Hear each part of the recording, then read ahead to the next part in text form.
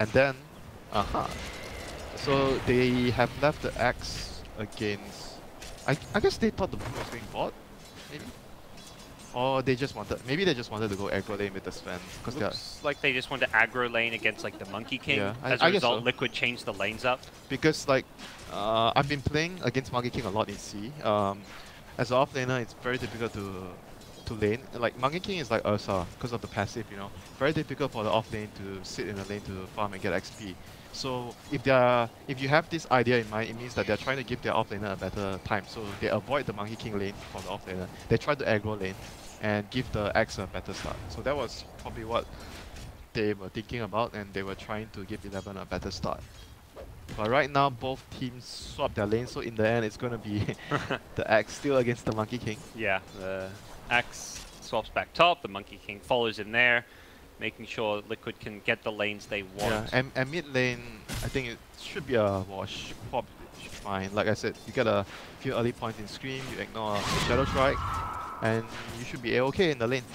It's going to be tough because of the sentry control. Brood came to lane with 2 sentries. The Quap started with 1. They both traded sentries and maybe brought a second sentry, which if the same thing happens, he won't have a sentry ward to play with in lane if they both lose their sentry at the same time. Yeah, that's true, but at the end of the day, I think it's not like Quap, because Quap is very difficult for Brood to kill.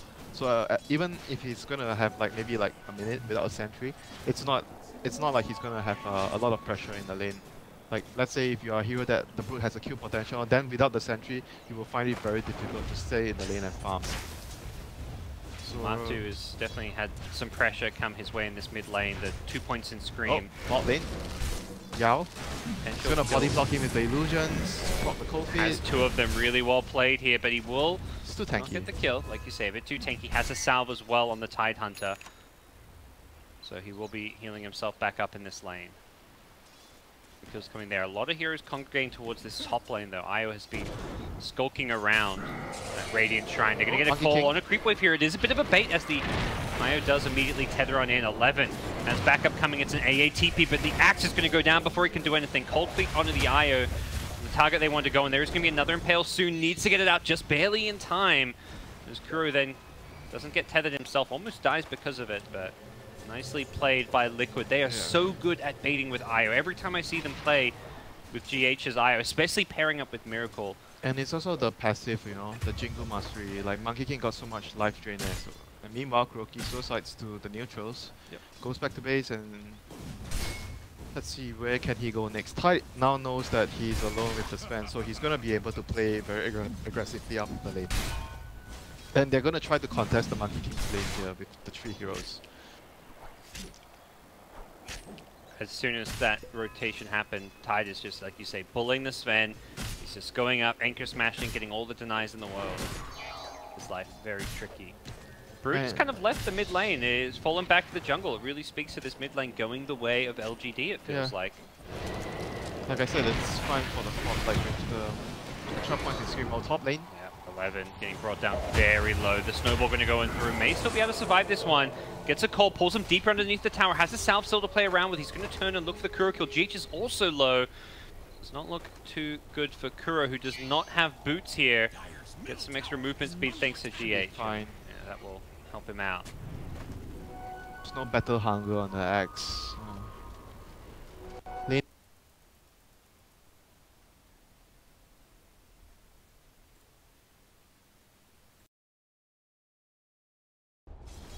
Probably not. Tide seems to be quite aware of what's happening because mid lane, there's no heroes in mid lane, so like in a unless he makes a TP down, then he's scanning it. Yeah, he's expecting the Queen of Pain to show up.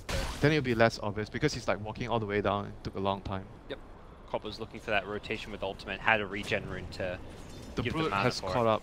Like she was, the Brood was like 500 gold behind before, but he was like doing this jungle farming pattern along the ancient area. Like he was farming the 2 medium camps. It's very efficient, you know. From the mid lane, you can go straight into that jungle with the web system. Yeah, this is like someone started from. I don't know if you watch a lot of Baby Knight's team, his old team. Yes. He used to play a lot of mid where I was watching their games, and he would like do something like that, like farm the left side of jungle, go connect it with the paths. Connect it with like the ancients and stuff You'll as be well. so fat because of this jungling Bottom pattern. lane, got mind control here. Does look like they should be able to get the kill this time. It's going to be a tough one to get, but they do in the end. Carapace, I Good believe. carapace there by Victoria, returning the anchor smash damage. But overall, game state right now, laning wise, I think for LGD, Quab is doing the best. Sven and X somewhat okay. It's quite even though, because Liquid has like the Brood and the Monkey King doing okay as well, not too far behind the Quab and the Sven. It's quite evenish. And Yeah. X is a little bit ahead of the Tide in terms of net worth. Yeah, just a little bit. He's having a tougher time. He can't really go to lane so much against that Monkey King anymore, it Yep. feels like. Oh, Quab gonna get the TP cancelled. She was gonna try to TP to pick up the Arcane Rune, but now gonna be forced back. That was Oh, the chase is on. Brood really wanted the kill, but he did blink far enough back. Matu very close to trying to chase that one down. There's a shrine available, so imagine Quab will be headed that direction. yeah. It'll be still quite annoying though, because that would be a very important rune. Like our previous cast, I talked about how important it is to control runes. In the early game, runes dictate the play of the game. Runes will create opportunities. Arcane Rune is something that can change a lot in the early game because of the cooldown reduction on a heavy cooldown spell like a Sonic Wave. So right now, like still both teams trying to play their economy game, farming, getting their levels up. Big rotations would start I think when the A and Nyx, both of these heroes, get their ultimates online, the dagger on the axe. Whereas for Liquid, they are much more like a slower paced game. They're gonna play more of their reactionary TP to react, get more items first. I think their timing would be maybe a mech on type, because if they choose to go down that route, then they group up and push mech type with the Monkey King ultimate. LGD is smoked down bottom. As Liquid sent both supports down there, here comes the Queen of Pain with ultimate. They want to drop their Sonic Wave. Yep. Well, the IO Spirits will scout this one out to GH. Gets the tether away, really goes quite far here. This is going to be a tough kill to get as a result. No one held to follow this one up. The snowball back. Kuro is going to be the sacrificial lamb.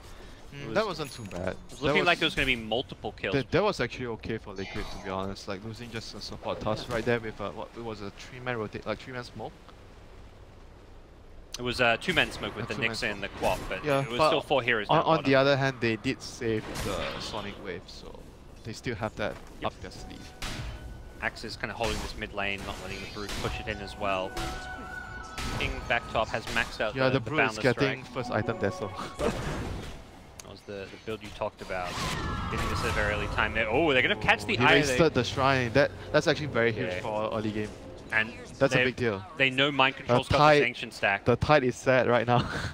He was gonna be able to use the shrine to farm the ancients. Right now, oh no, that's Well, bad. on the Radiant side, there is Sven. There's also Axe, 2 heroes that Can they steal. steal it right now? Possibly with the Mask of Madness, but Not yet, but maybe in the near future. yeah, they've got vision of it is the key thing right now. So if Liquid are worried about it being stolen, they may have to go and secure it soon. Yep. So basically right now what's happening is like, you see what Liquid is doing, they're like farming all 3 lanes, trying to play their economy game, and they're just holding TPs to react. LGD is the ones that wants to make moves right now with the Queen of Pain ultimate, and try to, because they are trying to free up lanes, because Axe, Nyx and A, all these three heroes, they're gonna need some sort of like levels and farm. So the Corp has to be the main one moving around with the cooldown spell, the Sonic Wave. She wants to use her, look at her movement, she's been trying to use the Sonic Wave. Top lane, Yeah, they go in, they get the call as the TPs come. Miracle has confident. no mana for Queen of stun. Pain blinks in as well, the slow coming out from the Shadow Strike as well as the Veil. Miracle getting very low, turns around with the stun. Lightning Jingu here, this is going to be a tough kill for Miracle, but it's also a tough kill for LGD, who cannot chase him down. Okay. He's trying to snowball to the neutrals if he needed it. Yeah. For a bit of a dodge The there. Corp didn't have enough mana for her combo. That was really unfortunate. That would have been a really big kill getting the Monkey King. They don't get the kill. While that was going on, Tide was farming the Ancients. Brood was also pushing mid, probably the bigger objective. They're just doing the right things right now with their lineup. Like I said, they don't really have to make. They don't have to be the ones Be close. that make plays. They just need to react accordingly. Miracle finding a kill on the Axe. Hero is looking to not even farm up just the Blink Dagger right now, perhaps just a Vanguard. Axe is fallen behind the Tide. He's going Vanguard first. He's got to bring a health queued up. I'm not sure if that's the right decision though, because they have quite like a farm heavy tri-core. Like all their 3 cores gonna need some sort of farm. And Nyx and AA are not heroes that don't need anything, you know. AA is gonna need levels. I mean, AA doesn't need too much of it. He just needs levels. But Nyx is gonna want to farm at some point, you know. You want to get your dagger. So far, Liquid showing some kind of creative, innovative TI7 picks here with the mid brood, the farming Monkey King. Oh my god, this brood is actually so fat. Yeah, 5.2k net worth. I mean, this is just brood things. You farm so efficiently with the jungle. He's and getting lane. a dagger Nyx. Oh gosh.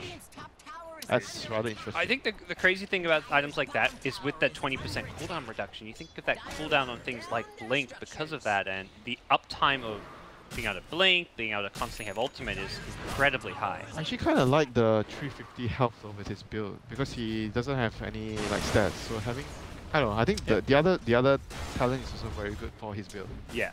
That's the thing, they're both amazing for a level 15 Because talent. if you think about the enemy lineup, Axe, Quark, they're gonna try and burst you. Whoops. Bit low HP farming the jungle there. Victoria got a freebie. Levin's poised at top to go in. I don't think these two heroes can get the kill though. Miracle immediately got rid of the battle hunger with a well-timed boundless strike. They're playing Queen of Pain cannot really hold her ground against this fight. Has she used her ulti yet? She's been trying so hard for the last 3 to 4 minutes.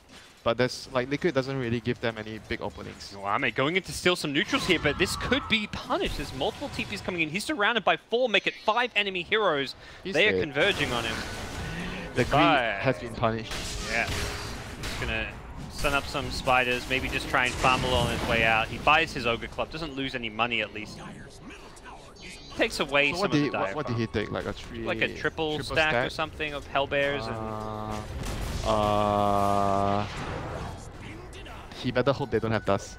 Yeah. Okay, Fortunate there that they did he get the tower?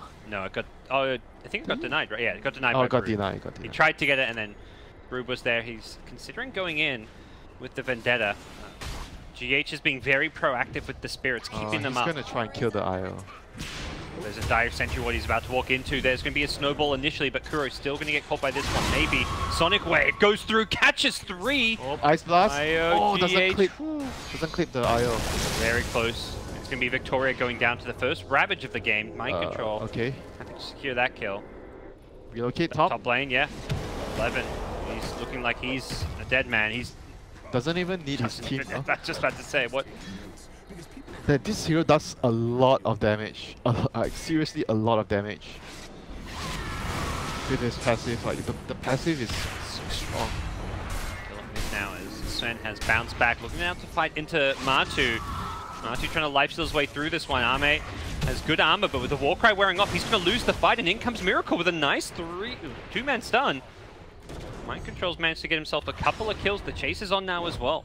Possibly looking for Victoria. Has go Vendetta. This time, is there any detection? Doesn't look like it. Kuro had a sentry, but it was too far. Yeah. Plan further back. Yeah, maybe going to try and bait him in if there's more detection. Doesn't look like... He has 4 observers. He really wants to plant them on the map. Constant fighting has kind of not created those opportunities to do so. Yeah, I think he died a lot as well. It's quite difficult to place down the vision if you're always dying. So right now, item-wise, they are close to the dagger on a Brood. Tide has arcane boots and a medallion, so they are thinking about getting an early Roshan. Yeah, not even upgrading to the Solar Crest, the Blink is and Monkey King has his Echo Saber. So they have their first round of items, they are ready to fight. LGD, it seems like, are waiting on this Axe Blink. He has the Vanguard Blink queued up, but it looks like he's going for the Blink first. I think he should get the Blink, I don't think he should get Vanguard.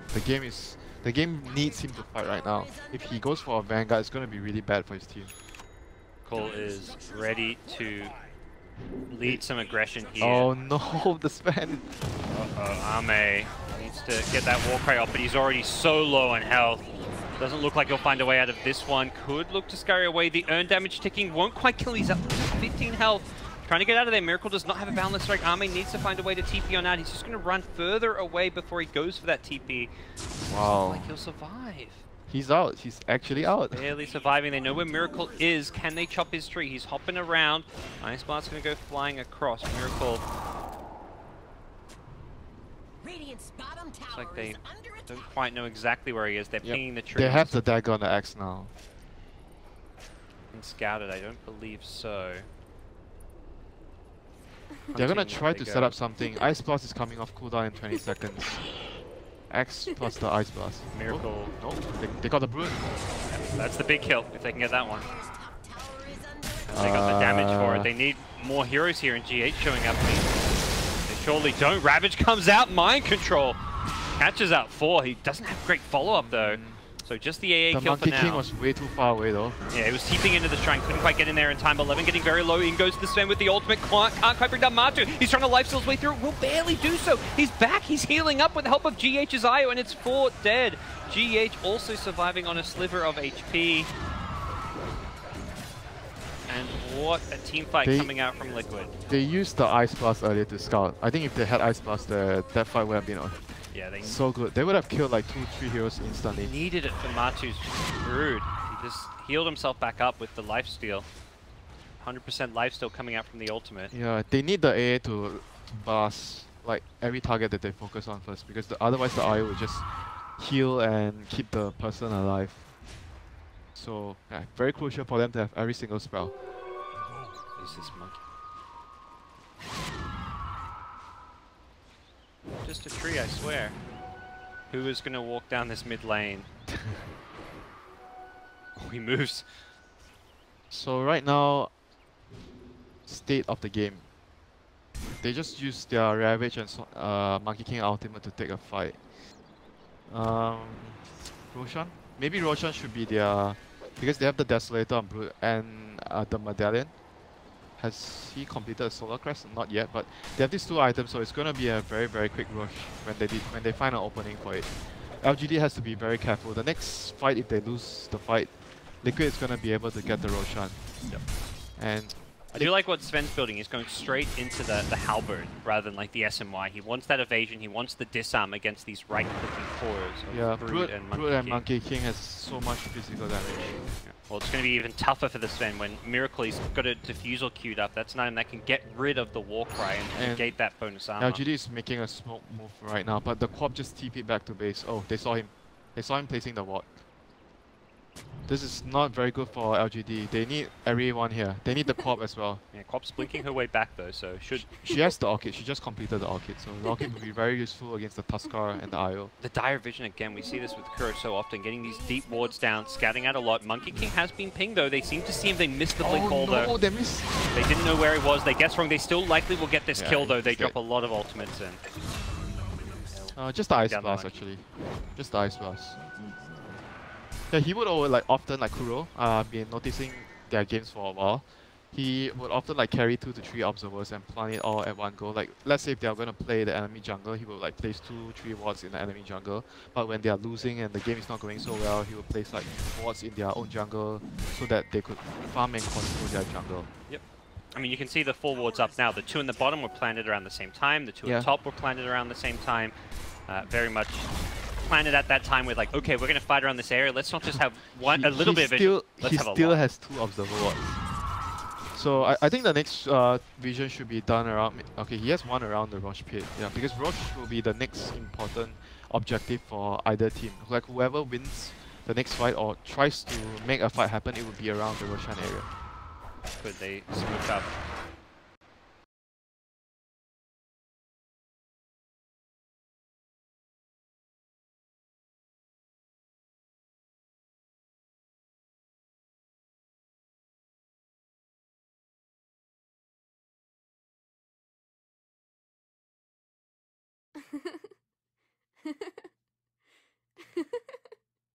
Smoke broke, so Mind Control knows that the Nyx is around. And they miss the dust, and they see the Observer Ward being planted here.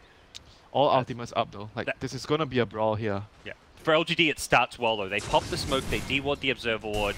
They at least don't let Liquid have that vision initiation advantage. They're gonna fight the Nyx is doing a good job. Like he's giving his team a lot of information here. Very good job. Hits the Impale. Relocate out will save the Tusk, but that's relocate down at least. Miracle still scouting out everything. He's on top of the trees here. See what he looks Oh, the to do. Tide is gonna get a big ultimate here. The Tide is gonna get a big ulti. Oh, here goes Miracle. Drops They down can't the fight ultimate, here. but they can disengage. Meanwhile, 11 actually does go in. They find a way to go on the IO. That could be a big kill. They get the Sonic Wave will finish up the kill. Kuro, a tiny smidgen too late to save him.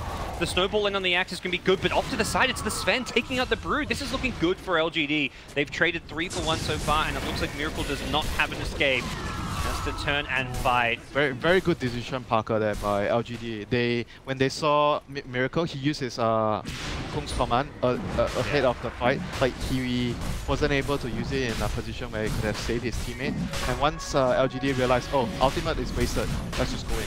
And they found the IO, like the axe being able to find a blink hole onto the IO meant so much there. When the main Miracle was trying to take the main fight further down, but killing the IO before the fight even began just really spelled trouble for Liquid. Yeah, he like somewhat, I think he was trying to stop the enemy team from running into the relocate because they just used relocate. So he popped his Monkey King ultimate like a bit further ahead, whereas when LGD saw that, they did not even come from that direction. They just swing past from the Ancients area and they just walk like right down from here. So it made it very obvious that the Monkey King ultimate was wasted at that point. Mentioned Victoria, he was really the orchestrator of all that action, the scouting, the position. Yeah, he was MVP of that fight. He's been so good ultimate long. Like watching him play this 4 position, his just game sense, his movement has been absolutely fantastic. Ice Blast will not connect on GH as he was looking to set up a kill there. Yeah, and it's starting to be quite annoying for the Wisp to play this game because like the Nyx and A, both our heroes are very bad for Wisp to go up against. The A stops your regenerating spells with call. He got the call. He got the call. Oh my god, he's dead. Oh, he was baiting it. He's life draining. Oh, 11 almost goes down. That was so close. And oh, did they see that? Relocate. GH comes in. He was so tanky. But man, did the Axe react fast. Miracle pounced in and was looking to immediately tree dance back up, but Axe was ready for it and caught him. Ground. They'll now shrine back up. Did not even cost them like a Sonic Wave.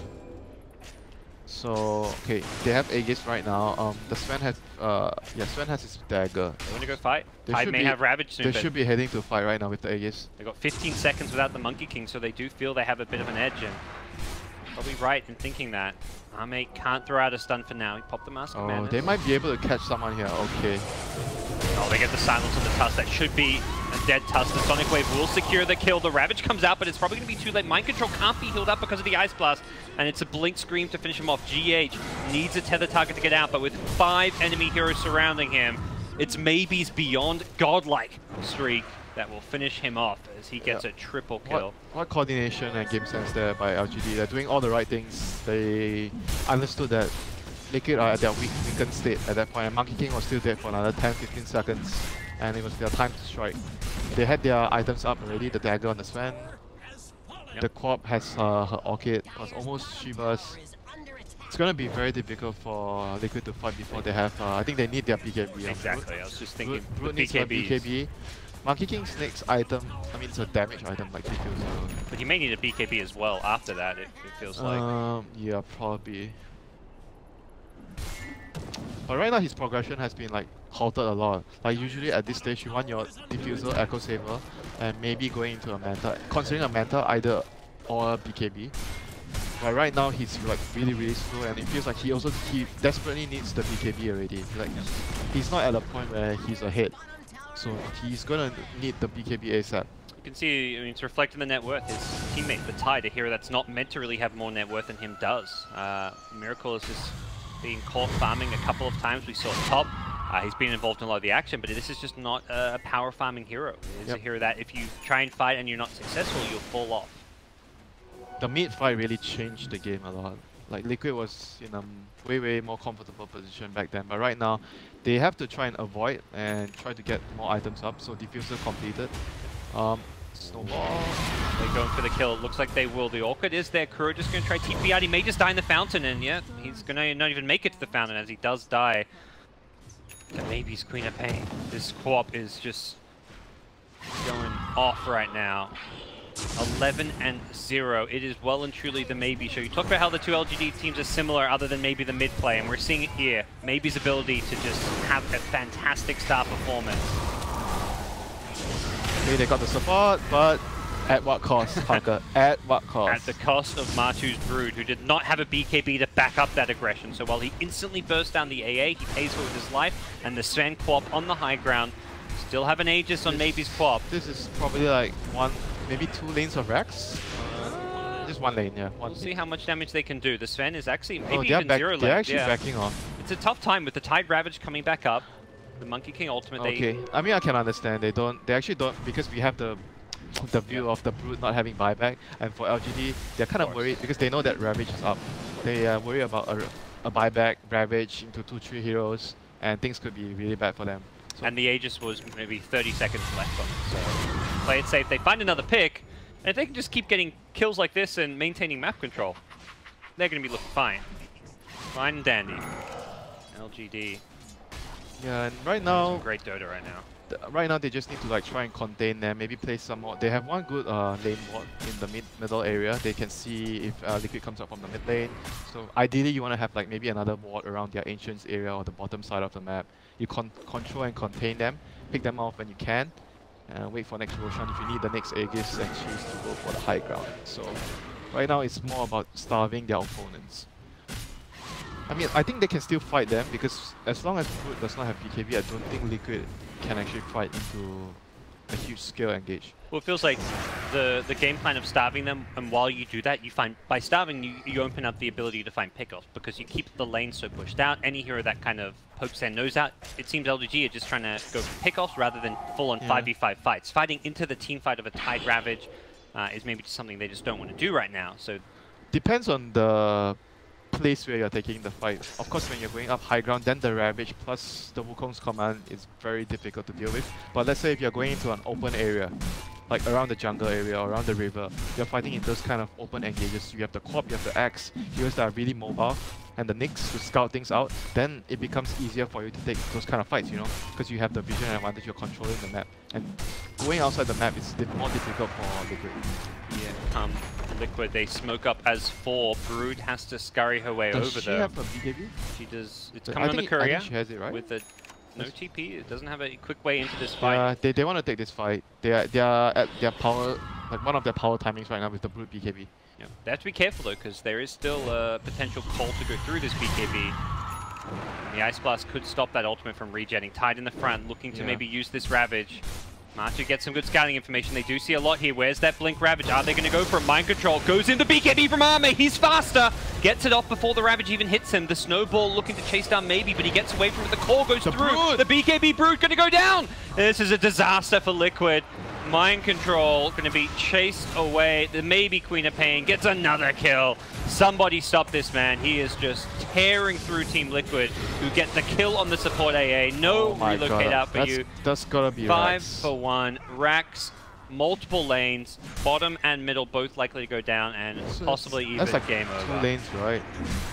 What a Oh my fast God. reaction from Arme. The Blink Ravage coming out from smoke, and he was quick enough to BKB I'm it. still like a bit not sure about that too, because the follow-up was quite fun. Maybe if he gotten the... Yeah, I guess if he ravaged the Sven, they can probably follow up with the... Because the task was very far away, he couldn't reach with his snowball. Yeah, he wasn't able to get the Quap. The Quap blinked away, and the Snowball then... The Snowball worked against him. It pulled him really deep into the enemy. I think they were a little bit too far behind, because his team was like still not able to follow up. Well, part of it was also the smoke was wearing off, so he didn't really have much longer to, It was like to wait for them. quite a desperate move there, because they just got their Brood and they were behind the whole like the last 10 minutes of the game, so they really wanted to get something done. We've seen another live action battle view of this team fight. The Snowball, you can see it there, going through, chasing, putting Kuro in a rough spot. And the big play was that call on the Brood. 11 gets the blink call with a Blade Mail. That Brood was not fighting her way through that one. The BKB working against her in some ways, giving her a sense of overconfidence to go charging in, and the Axe, he was the answer. But she kind of has to be the frontliner. She has to be the one like going in so that the Monkey King and Tide can find a good opportunity to... And just rely on the IO Tusk kind of to save. I'm not sure, like, I don't think... Yeah, I'm not very sure though, like the heroes don't feel like they can chase very well. Like the Brood is a hero that wants to chase very well, like a lot to fight. But Tide and Monkey King, they want to fight in an area like so as a Tusk. You have your Sigil, your Wukong's command, you want to fight at a... You don't want to chase too far basically. if you have to chase, then the heroes are gonna waste their ultimates, and the fight is probably gonna be really bad for Liquid. They need to like control someone right away and destroy someone, kill someone with their first initiation, with either with the Tusk or with the Tide. Whereas for LGD, if they are going to be able to kite out the fights, draw the fight out, then the fight will be very favorable for them. With another Ravage back up, are looking for their next engagement. They are grouped as 5, perhaps looking for a more controlled engagement. Miracles on the top of the tree here. I don't know if they will see Victoria now with the Vendetta no longer up. Miracle could consider going in. They go jump on Victoria, force out a Carapace. Matu not fully commit to that one. Looks like Liquid will be pulled back to their base to defend. And they have a gem on the Tide. Not sure if you talked about that. So they're gonna be able to get back some map control here with the gem. And for LGD, they're kind of waiting just for the Roshan. Like typical, like just be very disciplined. You're ahead. You try not to troll. You do all the things that you need to do. Take out every single altar tower. Take out the shrines if you can, and secure the Rosh before you enter high ground. Yeah. For Liquid, it's try and figure out when that comes up. It's contested. They keep sending Spiderlings out to scout it. It has respawned now. They have to go out and fight though. If the Roshan is claimed by LGD, I think the game is like pretty much over. There's no more chances for them. Matu will get vision of it for his team, seeing, okay, it is up now, and here come Liquid. They are smoked up, ready to go. Victoria is gonna try to break the smoke. Let's see if he can get out. Look at him. The Tide is there with okay, Jam. jumps down. Blink, he gets Gush, but he also dodged it with the Blink. Nice. Impale catches Kuro on the snowball in, but he has been blocked off by the shards here. But come Ame! Oh boy. Okay. Good GG. night. GG. GG calls Winter as they'll bring down the Monkey King as well. They may just call it off of that. GH, 3 seconds to survive. It should be fine for him. It's just support. Oh no, he relocated back to the middle lane. He will not be fine. They're waiting. Queen of Pain. They're going to march down this middle lane. Great Blink call with a Sven. LGD, they know. That fight right there sealed the deal. Liquid will not call it, but in their minds, in their hearts, I'm sure they know this game perhaps has been lost off of that fight. Bro just sitting in the fountain knowing he cannot do it alone. We'll have to wait for teammates to respawn, and even when they do... I mean, Brood is like... GG. It's pretty difficult to win with this hero. Though. Like, you can have, like, I've seen so many Brood games where you have such a good start in the laning phase. You farm a lot. You get like some, let's say, 11, 12, maybe 30-minute all-kit power trip.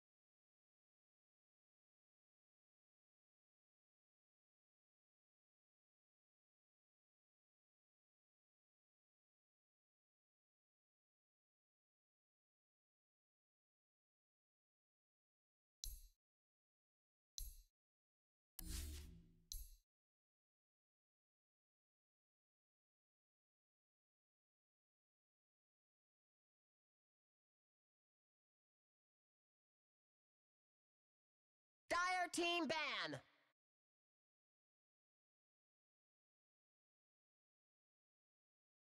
Radiant team ban.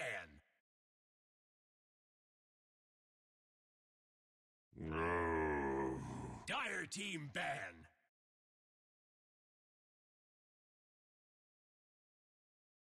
The nature of the very hard to pick Timbersaw, the Charge, or the Phoenix. Yeah. You don't have to go on the same heroes. It's how you play around it. We saw that a lot where Void used to be picked a lot with Sven, where Void would lock some heroes down, Sven would get some Think others. about it. Chilling touch on Ursa. 10 seconds It's overpowered. remaining. And one guy's dead. That just hits the spot, Winter. That sounds Oh beautiful. my god, that is so painful. It sounds like you're really on board with LGD's draft right now. Yeah. Strong lanes, really good synergy in like, some ways. Liquid has to like outplay their opponents a lot to win this game. I think, or maybe they somehow can they sneak? Nah, they can't sneak, bro. Maybe they have some idea that we're not seeing. I'm not sure though, but it's gonna be a mind control Phoenix. So their lanes are gonna be quite weak, I think. I'm really very surprised.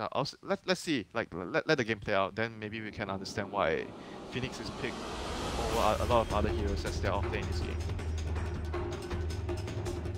Here we go. It does have synergy with the, their Ember. Like Ember starts with a chain on someone, and then Phoenix just uses the Sun Ray. That's a lot of damage, like a setup for you. But either way, feels like the Fire Spirits could be very pesky this game for a lot of these heroes. Not against the Ursa. Yeah, more for the Void, but definitely not the Ursa. X doesn't give a shit about that. So they actually TP'd the offlane out, so he has 2 observer wards. Didn't smoke, so he doesn't see anyone. He puts a ward here. This is a very good ward for playing against Spirit Breaker, because you want to see whether he's charging you or he's moving away to charge mid. Yeah. And the other observers should be placed around the mid lane or the river area. So I don't think it was meant to get both. Misclick, I'm guessing. Yeah, he gives it back to probably. The yeah, the other ward should be around the river area, whereas for Liquid, let's look at their observer wards. They have one around a pretty similar spot to what LGD plays. This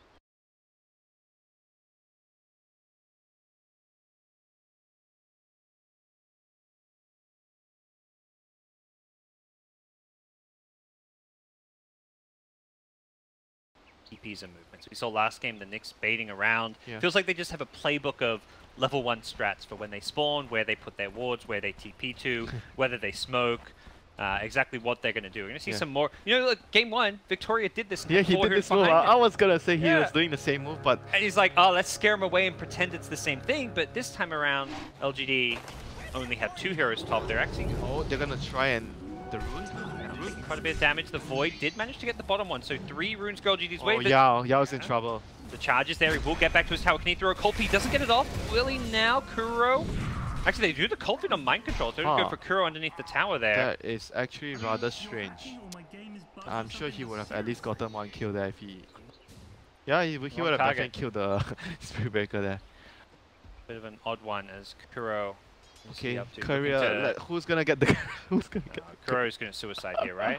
Yeah. No, Victoria was trying to kill the career back then. Oh, did not do that one. Did he smoke for it? Yeah, he did. Everyone's like quite ready for that nowadays. Yeah, it's happened so many times. VP started it a lot back then. Solo would be like smoking as a disruptor, a warlock, trying to kill the courier with those unconventional heroes so that people are not aware of it. So lane-wise right now, Io is going to be helping out Miracle because he's in a quite difficult matchup against the Ursa. He's going to need as much help as he can. Mind Control going to be left to his own devices, and I imagine Kuro will be also focusing on helping the mid lane here. Because Lycan doesn't need too much of help. We'll struggle a bit against the Axe, I feel. Yeah, it's a difficult matchup again. Yep. See the call come out top as Matu will take some harass, but it's mid lane where the charge is coming in. Looks like they can get this kill. The shards onto 3, Victoria. I can't really fight them. Can't fight them, but does get GH fairly low here, so not all too bad. You see the early Spirit Breaker moves until he gets level 2, not really all too effective here. Mind Control wanting to go for this Yao kill if he needs to hug his tower here. The charge is coming in. Yao, okay, he didn't actually get the dive. That was actually not that worth it. That was not worth it. Kuro barely gets the kill. He's going to look For a TP out, is there a bash? Is there a bash? Ame! Come on, go for that third right click. He's gonna go one more right click. Oh. And Victoria, 2-minute rune gonna be at bottom area, so GH not gonna be able to snag a rune here. But he has to be very, very careful. Ice Shard's gonna block him off. Oh, nicely played. Where is that Ursa? You need to get back in here. The tether away is gonna be there. Maybe just, he kind of went back to the mid lane. I don't think he realized that they were gonna get that block. He wants to go and stop that bottom rune. Actually, the bottom rune already has been picked up. He's going for the kill. Supports are gonna get picked up. Both supports go down. Ursa will get away just Life fine. of a support Parker. That's what you get, you know? Dying in the lane, trying to help your core. Lane's looking, but so far going pretty well for LGD. Double bash. Oh, well, GH cancels his tether. A rare mistake coming out from the IO player. Bash. Has a fairy fire. He will survive. Oh, GH costing. That was his quite team there. costly, to be Yeah. honest. Accidentally cancelling the tether. That would have actually gave them that, I think, the extra damage that they needed. Yep. At least some, I mean, it's extra chase potential and even extra attack speed with the overcharge. On the other hand, with all the action happening in mid lane, 11 is happily farming away, and this time he's gonna get a Vanguard. First item on the axe because of the lane. Easy lane. And bottom lane, this Phoenix is just chasing. He used dive. He may just. He should die here. Okay. Did he get the kill first? No, he does not. But it looks like the Spirit Breaker charge may be enough for the Sal from Ame. He's being a bro. He knows something is likely coming their way, as Kuro's charge will be cancelled. I'll be your bro too. I'll give you myself. No worries. Winter. I'm supporting you. I'll give you a bottle charge and a self. I promise. Commit. So right now, laning wise, I consider this lane a win for the Axe. Mid lane, Ursa is winning as well. Actually, more of like quite break even. They're actually quite even. It does feel that way. Miracle's being gone on here. Need some support from GH. Gets it at the last minute with a bit of a heal bomb there. Coming in with the tether salve. He really was waiting. Why is he not dying? Okay, there's a Howl.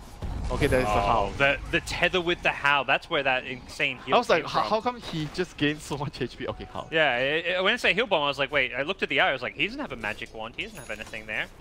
That was some insane coordination with the tether plus 200, level 2 Howl, 200 HP at night, sure.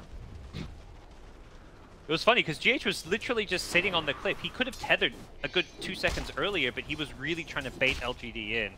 Yeah, their teamwork has been really good, like between the two. Like even on the previous game where they had the PAIO, they're very good at baiting their opponents into a very like they would just play the hero to the limit, and you think the moment you think you can kill him, that's the moment you're gonna die.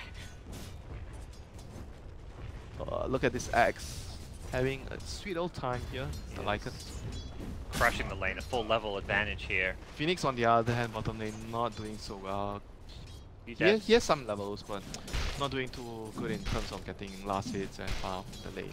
Marcus may need to be careful here with the Tusk showing up and 11 hitting level 6. Still a pretty hard kill though, not that easy because he's quite high in terms of the HP department, and now he's level 5. 3 points in pass. Level 5 is the point where the Lycan is very difficult to push him out of the lane. Mid lane. Us. Gotta go in this IO. Yeah, there we go. They know it. They're like, we gotta find this IO and bring him down. Tether is up. They won't get a chance to use it though. Yao gonna turn, drop the Colby here. Here comes the Phoenix. Oh, these fire spirits. They can't really right click all too easily other than the Ursa perhaps. There's one more overpower to work around, but I think he just needs to get the hell out. Kuro. Wow, if that bash thing. Yeah, he's going for the shrine. He's like, I need to get back to safety. Miracle wants the Searing Chains. He's not gonna get it though. Maybe going to look to fight through the shrine. I don't think that's going to work out well as a TP coming in from the AA. They've got to, again, they need to deal with this IO if they want to turn and fight. They can't focus the tethered target. Here comes the Void with Chrono. Oh no, this is dangerous. Void. Long TP, but he's got Chrono. Will he look to use it? Doesn't look like he wants to. He actually doesn't have mana off the Time Walk. Back in the left side, it's going to be Victoria going down, and Void's TP ineffective. He didn't have the mana, Winter. So we've seen you calculate for that TP where you're like, well, I've got TP ultimate, but you didn't have the 40 mana to use a Time Walk as well. So great exchange there for Liquid, having the numbers advantage there. Mind Control joining in. Didn't have a very good laning phase. That's what you do, you know, as an off lane. Laning phase not going so well. Try to help your team. Don't try to just like, some players would make the mistake of trying to control, no, trying to sit in their lane too much or jungle sometimes. Jungle inefficiently, and another charge. They want this Ursa, he's not level 6. Going in deep, the Searing Chains will be there. Ursa going to be brought down. Liquid just diving for kills now. This is bad. Now crushing this top lane. This may pressure 11. He hasn't actually gone for the Vanguard just yet. He may actually go just straight into the Blink Dagger. If his team's getting overrun, then it may just Oh, he might get a kill here. necessity. Spin. Catch the AA going down first in 11. And top did get a solo kill on Matu's Lycan. Back at mid, the fight continues. Maybe's respawn. This game just a complete bloodbath with Kuro Oh, he trying to cancels the charge out, charge. but yes! Well timed. Cancelled by Tusk. Victoria will potentially secure this kill. Fire Spirit's going to make it a little bit hard, but there we go. Ursa with the overpower. Comes in. Get the block. And he has not got dive. He's got magic stick charges. Can they get out of this one? The Howl is on cooldown still, but maybe does not have the damage to get this kill right now. He's trying very hard to get his team back into the game here. Like 2 good spell usages there, but unfortunately only netting 1 kill. So it looked like while that's going on, bottom tower went down and Axe with the solo kill up top almost has a Blink Dagger now, Winter. Yeah. Can they kill him before he finishes it? Oh no, it's gonna be a big kill. 2.1k. This creep wave, 20 gold short, he will not get there. Right before the blink came up. It's okay, still Looking at like still a 5 looking. minute blink. Yeah, he's still gonna get it. He's still gonna get it. I think it's still a good decision that he chose to hold on to buying the Vanguard, because like suddenly the game like didn't go so well for them, and he's gonna be able to get a dagger to help. Suddenly his team needs him. If Yeah, his team were doing fine without him, get the Vanguard. You're tanky, you're unkillable, you can push top lane, but if he gets the Vanguard, then he's gonna hold his lane very well, and his team is gonna be able to like when you go for a lane holding item, you want your team to come to your lane to kill. But right now he needs to move. So getting the dagger. With this kill, no, not gonna get this kill. away from Kuro. Yeah. They may still be able to find him. No, he's going to go for the TP. Nah, he's gonna just finish his lane right now on the axe. Not lucky enough with the spins there. Neither one more to go for the kill. But either way, he's gonna get his dagger. Feels like the AA's level 6 may be the next big thing that LGD want. Yeah. For the Blink Dagger on Axe, you really want to have that Ice Blast follow-up. And this time, Yao manages to find the ward by Kuro. Nice. Kuro had like 3 good observer wards around the middle area because they were playing the mid lane so much. Like Oh, 1, 2. that's not a Blink Dagger, Winter. Huh, he changed his mind? Wait. Vanguard either, okay. by the way. Hood's pretty good against the Ember and the Phoenix. But Definitely a good Hood game. It also only cost him a little bit to complete. yeah, because he already had the ring. Yeah, he already had the ring, so it's not gonna slow his dagger timing too much. I think he still feels like the team is gonna be able to hold the game right now, and he can go for a much more like lane focused item. It's also maybe because he knows that they don't have Ice Blast yet, so he's like, if I get a Blink Dagger, I've got no Ice Blast to pull me up. Let me try and finish this. Yeah, they don't have enough damage to get any pickoffs. And the other reason could also be the tower. Oh, mid lane, Yao getting picked off. But the other reason could be the tower at the top lane being quite low, so you want to stay in your lane more to finish the tower before you start moving. That could also be a reason why. But either way, his dagger is going to come in the next 1 minute, 2 minutes, 1.5 minutes maybe. And right now, Liquid is still feeling much comfort in the mid lane because the Axe does not have any dagger to try and initiate on them. The Ember fairly safe as a result. 11 will, like you say, continue to pressure this tower. Has a siege creep now, so this should be enough to finish this tier 1 tower. This is going to be the second tower for LGD, and we haven't really seen Liquid take any themselves. Charge. Oh, they've caught Yao again. He really wants this level 6, but wherever he goes, he's getting jumped on. I don't think maybe can help him. Perhaps looking for some revenge kills, get snowballed in. There is a Chronosphere as well. They take out the support Io. Will they go for the Chrono Ame? He pump fakes it, and Miracle does Remnant away. I don't think you will kill him even if Well, they lose the... Oh, he gets the tower and then gets away. Ame could have thrown a Chrono there and caught him. Nah, their team is too far away. Yeah. Can't kill him. Would have had... I think Ursa got the deny. Yeah, Ursa denied the tower. Maybe denied the tower. He did not get the tower. And Phoenix denied the top tower. Mind Control not rotating in for that one. Getting some alone time trying to finish off his Midas. Now being used, maybe he's just going to enrage his way out of that Searing Chains. But here comes Matu. Wolf is at your door as Ame. That shrine there. Only a cost to using that here. Could be looking for a Chronosphere opportunity. Poor Yao. That kill was actually not worth it anymore because the AA is like so low level and the Spirit Breaker was level 6.5. So taking that kill is that kill was actually not worth it. Blink call, the blink reveal 11 with a max range blink. Trying to needs one more spin. He's didn't get the ulti off. Didn't get the spin. I mean, didn't get the chop. He got the blink, the last spin at such a late time that I think he didn't expect to get the kill. Sometimes you just. Oh, he cancelled the TP. The real kid. Oh, they just wanted to. Javated. What a play! Mind control, cancelling the Snowball. TP. Snowball. Okay, keeps him alive for now. Where's this snowball going? It's going to go back and actually saves 11's life. High-level plays coming from both. There's a relocate out. Okay, now I'm alone and I cancel my TP. I have no dive. He's fine, Winter. He's fine. He's fine. Yeah, of course he's fine. Of course he's fine. You know, he would. That was definitely the unexpected move. He definitely baited the axe in, caught us by surprise and 11 by surprise. At least he was the only one dying, Parker. You know, he did not bring anyone else down. I think plays like that, the takeaway for me with Liquid is they really trust each other and they're on the same page. The team play they're showing here, even though it doesn't work out, is fantastic. They need a lot of bashes here. No. Void has a Chronosphere and now has an axe to back him up. What if he actually bashed another time and he got his ulti off? Bash, and bash another time and the Void died. That was the only way they could have killed him. There was a way, is what you're saying. So it was worth going for if there was a way. Kuro getting more D-wards down. Kuro's one of those players, like, as a support, you just want to watch his replays and see where he wards, because he seems to me more than, like, so many 5 positions, just get down these deep, pesky wards that don't get found. I think he's gonna get... I mean, he's gonna get found, the wards Charge don't. away to victory. Snowball? Okay. Okay. The nature of the way he just gets into these deep positions. He's still trying to run. He's still trying to doesn't run, give up. right? He does not give up. 11 will execute him though.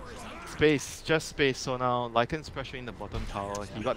I don't think his ward will get removed because when the area that they ran into him, they probably think that the ward is around the cliff area. Yeah, near the cliff and the lane area. Oh, they smoking bottom. They're pretending to push mid, but they're actually smoking bottom to get Matu. Mind games. Mind games, bro. Ame needs to be careful. He was silenced for a little bit. No, they're going to smoke back mid. I think Ame made the call, like, wait a second, guys. They're actually mostly here. Oh, the Lycan TP'd away. That's why. Oh, they're going to... Okay, they check out Roach. Not something LGD were actually going for. He really thought that Ursa was in there. He popped his wall bomb. They call. They've caught the Ember Spirit and quickly bring him down. Ayu's actually relocated in as well. That's an easy Chronosphere kill for Ame. There's nothing for Phoenix to do other than dive out of there. Maybe is in hot pursuit. Okay, he is actually going in. Should he be afraid here? Perhaps. Has the Enrage.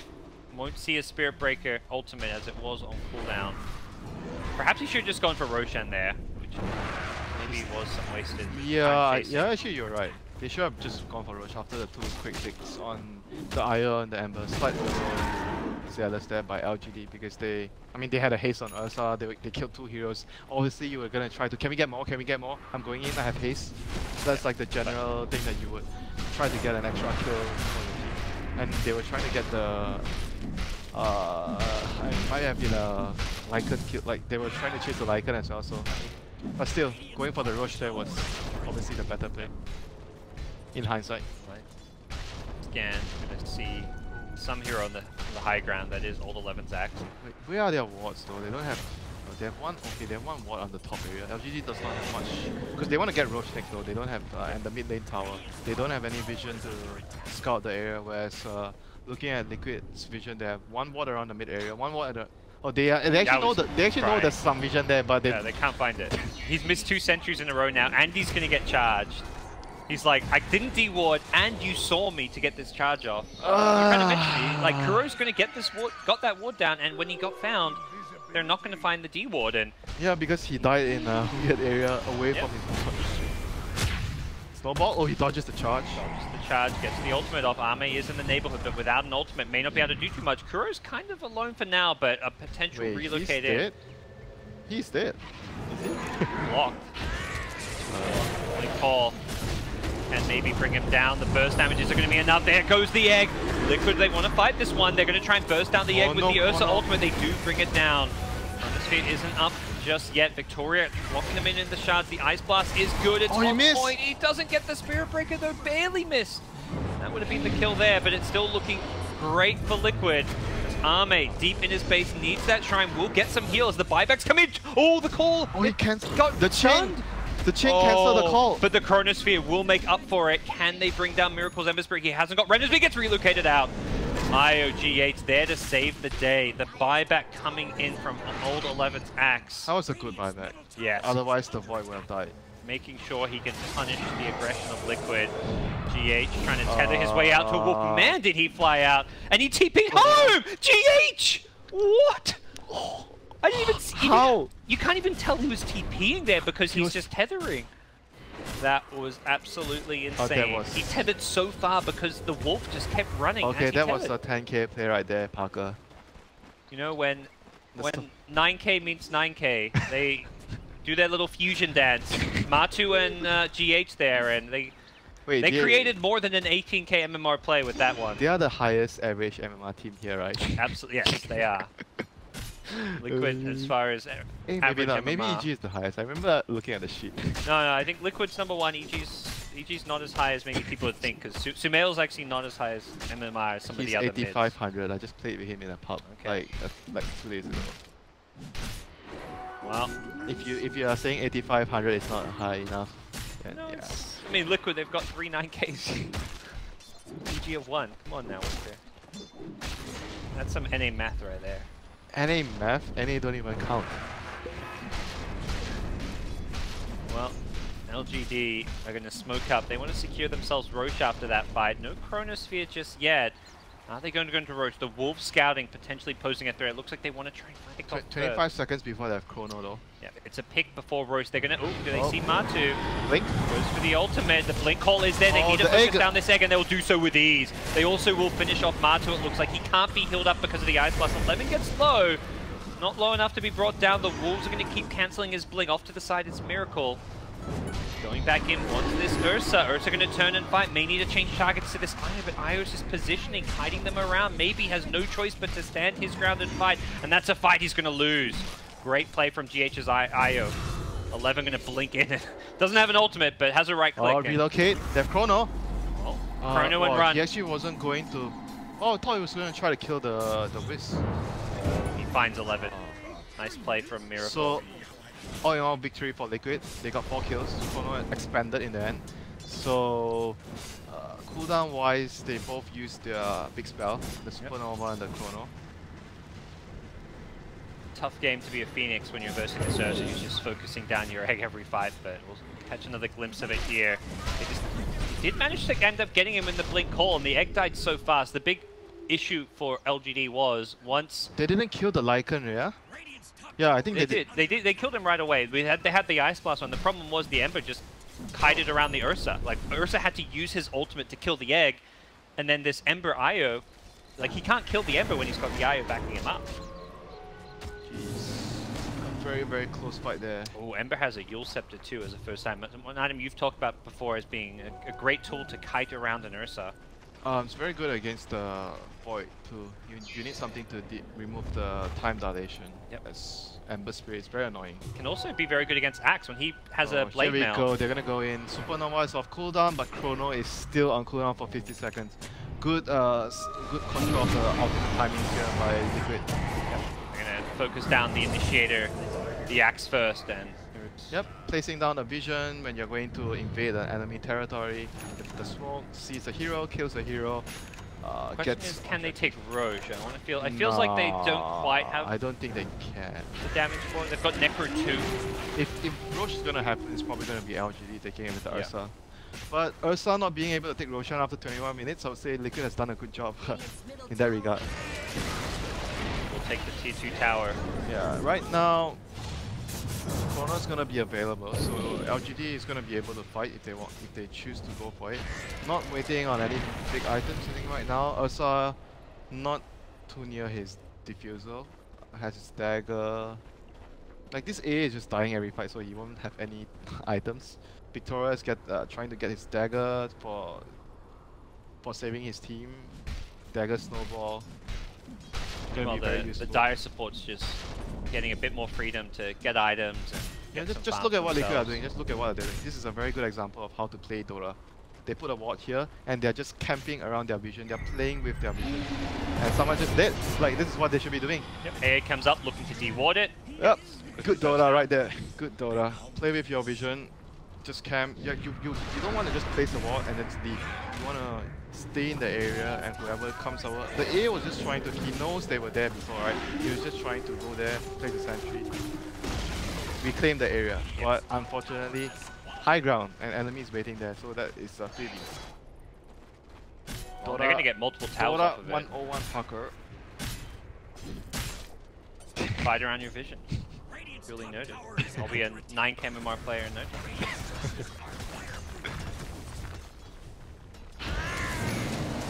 LGD are going to watch the map shrink before their eyes as they lose tower after tower. This Ursa needs BKB though, I feel this game. He can't fight without a BKB. He's got it queued up as his next item pickup. Order defusal for the time being. He's like always getting kited by the Ember, the chains. Very annoying. Then there's the Spirit Breaker charge. Like there's so many things that can stop him from doing DPS in combat. And like you said as well, like the Void and another melee heroes, it's not gonna be very easy for them to use the Chrono to do high DPS with the Ursa. Need to be the ones seeing the jump themselves. We see Ember pick up a Shiver's Guard now. Very problematic item for these right-click heroes. Then you get the level 20 talent plus 10 armor. Oh boy. Oh. This is good. And we already saw the Ursa can struggle to bring him down the last few fights. If Io's backing him up, he will. Oh no, the Invis, the Scout, Can't blink the away man, from the this one. 9k MMR. Want to go on maybe's Ursa. He's going to turn an ultimate. It's going to be Miracle on the backline's getting the initial kills here. Needs to be careful. Has been hit by the Ice Blast. He gets relocated out just to make sure it goes okay. Relocated out? Are you kidding? Yeah, They relocated in? forward, yeah. The relocate was like, you know, we'll pretend that Miracle's in trouble. No, we're actually going right at you. And LGD,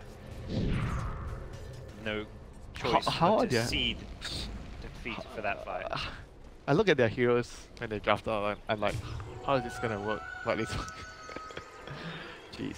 I mean, this Ursa can't do anything in these fights anymore. He gets kited so badly. There's Halberd on Phoenix now. He's not going to be able to attack. He's not going to be able to move. But then again, it's about like getting the initiation. Like whoever gets the better initiation, like they technically have more. Like they have actually more initiators. They have Void, Husk, and the Axe. Yep. So they need to find a way to get a better first move so that the Ursa can kill someone first.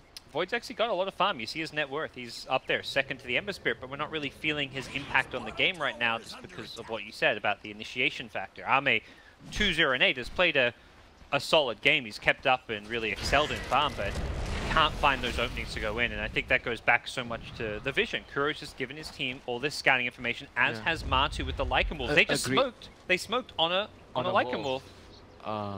And that they saw the Lycan Wolf with the sentry.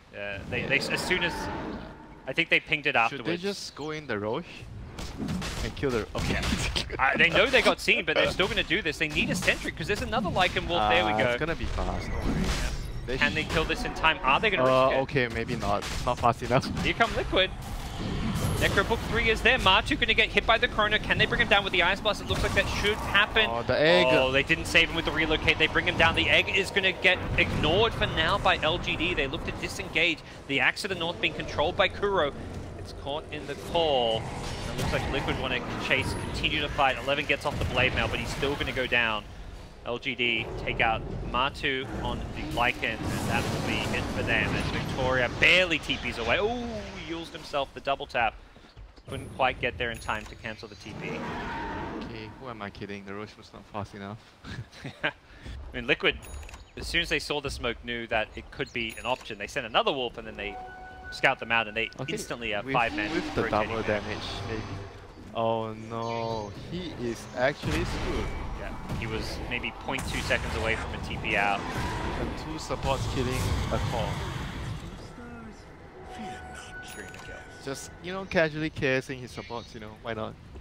He is. You guys can't finish the kill, don't kill yourself. You need me to kill the Ursa. Really has been a show of the mid laners so far this series. Game 1 we saw maybe's Queen of Pain go untouched. This game Miracle has got the 1 death, but 15, 1 and 7. He has been quite the show starter. And will be Liquid in the Roshan pit. Ice Blast coming in. Scouted out by the Dice Sentry. They knew that one was coming, so they did manage to mostly dodge it. Question is, can LGD get here in time? Void is on the other side of the map without there's no Chronosphere. point going there though. Ursa is still dead for 10 seconds. And Ursa is dead. Oh my god, Yao has had a horrific game, man. Like, such a horrible game. 14 deaths. The charge, the Ember, like, you can't play against the field. We saw mid when, around the 8 to 10 minute mark, he was taking over the mid lane to try to get his level 6. He died like 3, 4, 5 times in a row just because Liquid recognized, like, this guy wants to come in and get level 6? No, no, no, we're not going to allow that. Iceman doesn't do very well against charges. Like, Spirit Breaker, Ember Spirit. Face rushes, to be exact. Yep. Well, for LGD, they need a big team fight coming out from the Void. I haven't seen like a good chrono. They need like a very, very good chrono. Let's say, I think they need to at least chrono heroes right now because they're losing the game. Like a single hero chrono is not gonna be enough anymore. They need like a universe chrono. You know what's a universe chrono? Like the heroes all at the edge of the chrono. Yeah, 3 heroes, right? 2 or 3, but everything is at the edge of the chronosphere. So the Ursa, hey, nice chrono, bro. He gets actually attack heroes. Yeah, I actually think that he needs a universe chrono. Yeah, he definitely needs a universe chrono. Good. Let's see if he can get it in the next fight. Gonna try and that one in the bud as they go on the aggressive themselves, headed towards that top lane, possibly looking to get down some more vision. Kuro, as he does. And another deep ward, like good ward. This is again a good ward. You're winning. You want to have all these lane wards. There are like wards around the radiant area. Whenever they move, that's what you taught me, Winter. Yep. Dota 101. Thank you, Parker. Thank you. I'm glad you were listening. They're gonna fight around top lane or around this other ward. Charge coming in, Miracle. He's caught them on the retreat. is dead again. Is he? Oh, Maybe no. get out of there. Maybe does have an Aegis. Will he lose it to the backline? Axe going in with the call, but he has not got much backup, and the Void needs to be careful. We just need a time walk out. He goes with the BKB. Can they actually focus down this egg? Looks like, nope. Mind control is going to be just fine to get this one off. It's a great egg helping get a 3rd kill on the Axe, and now they are on the higher ground with the Sunray supporting them. Miracle still with Aegis in hand is just hiding them from behind. He uses himself to protect himself, and well, Phoenix is there to back him up. The Fire Spirit means Ursa's doing no damage. Chronosphere is nowhere to be seen. The universe Chronosphere? Guess he didn't find an opportunity. No, it really wasn't. Well, Winter, fight around the ward. They saw them retreating. They charged in. They had the vision. They saw the heroes they needed to. Thank you, Parker. I'm glad you listened. And, you know, it worked. I'm glad you listened. My advice didn't fall on deaf ears. Thank you, Parker. There's the Chronosphere. They're going to try and bring down Martu. Looks like they may be able to get him thanks to the Ice Blast. It's going to be close. He's ticking. It is brought down, but at what cost? At what cost, Parker? 3 heroes dead on LGD's side in return, and is that like 2 lanes? 50 seconds can. Yeah, they can. Yes. GG. A strong showing coming out of both teams here. We saw LGD take game 1 and Liquid readjusting in game number 2. Chronospheres are very underwhelming. For Liquid, they proved me wrong. Didn't really believe in their lineup that much. I was like, huh, how is this gonna work, the offlane Phoenix? But yeah, it did work. The team fight gave them the good team fight that they needed with the Supernova, like the strong, like he was like in a lot of fights the distraction. The Ursa were overpowered, went for the egg first, and didn't get to kill the other, either the Lycan or the Ember Spirit. We just saw Liquid play very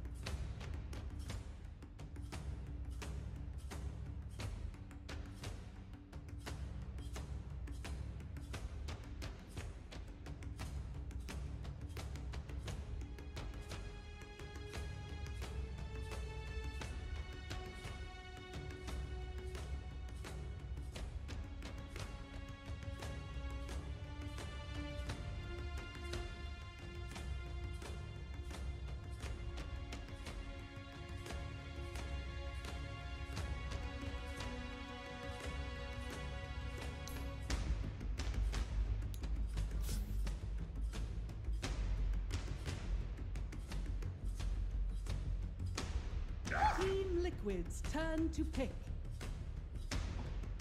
So, I mean, at this point, I do want to ask a little bit about Lycan because he...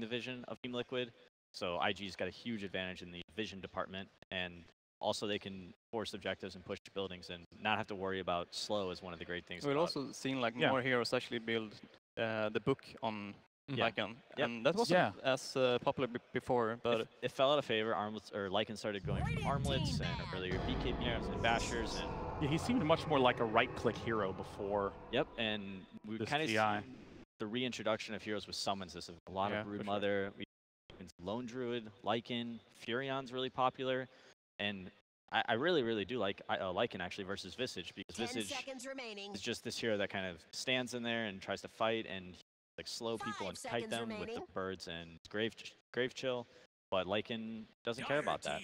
What do you think the reasoning is for picking the Visage for a better Lycan count? I think Visage can be pretty solid, like building siege.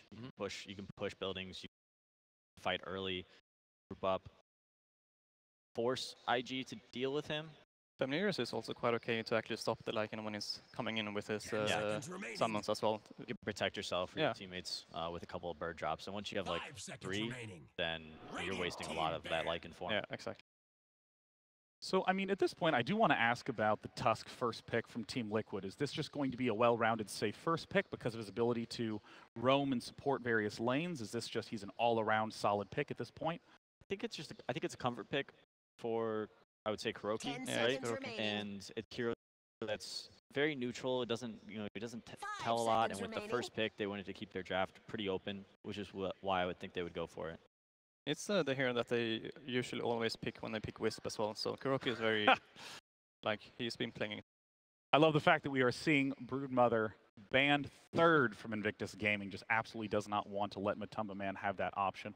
Yeah. I'm also interested by this Monkey King ban from Team Liquid first as well, given that Monkey King has not really shown up too much. That's the Baboka special. That's his hero. He invented that hero. He arguably put OG in the lower bracket with that hero. So at this point, how would you describe just the qualities of these teams in terms of first 2 picks? I mean, tell me a little bit about TL. Team Liquid, pretty solid starter. I'm a little bit surprised by the early Visage. I wouldn't have guessed that out of them. I thought with Wisp and I guess Caudle was still in the pool, but Night Stalker being there really deters that pick. I would think they would go for the Shadow Shaman, but really, really bad against Lycan throughout the game. So this, they're just adapting to what IG is doing. 5 seconds remaining. I think they're making some good decisions so far. Yeah, Batrider has been a super common pick throughout the entire group stage. Often picked 1st or 2nd. Oh, Bristleback, interesting.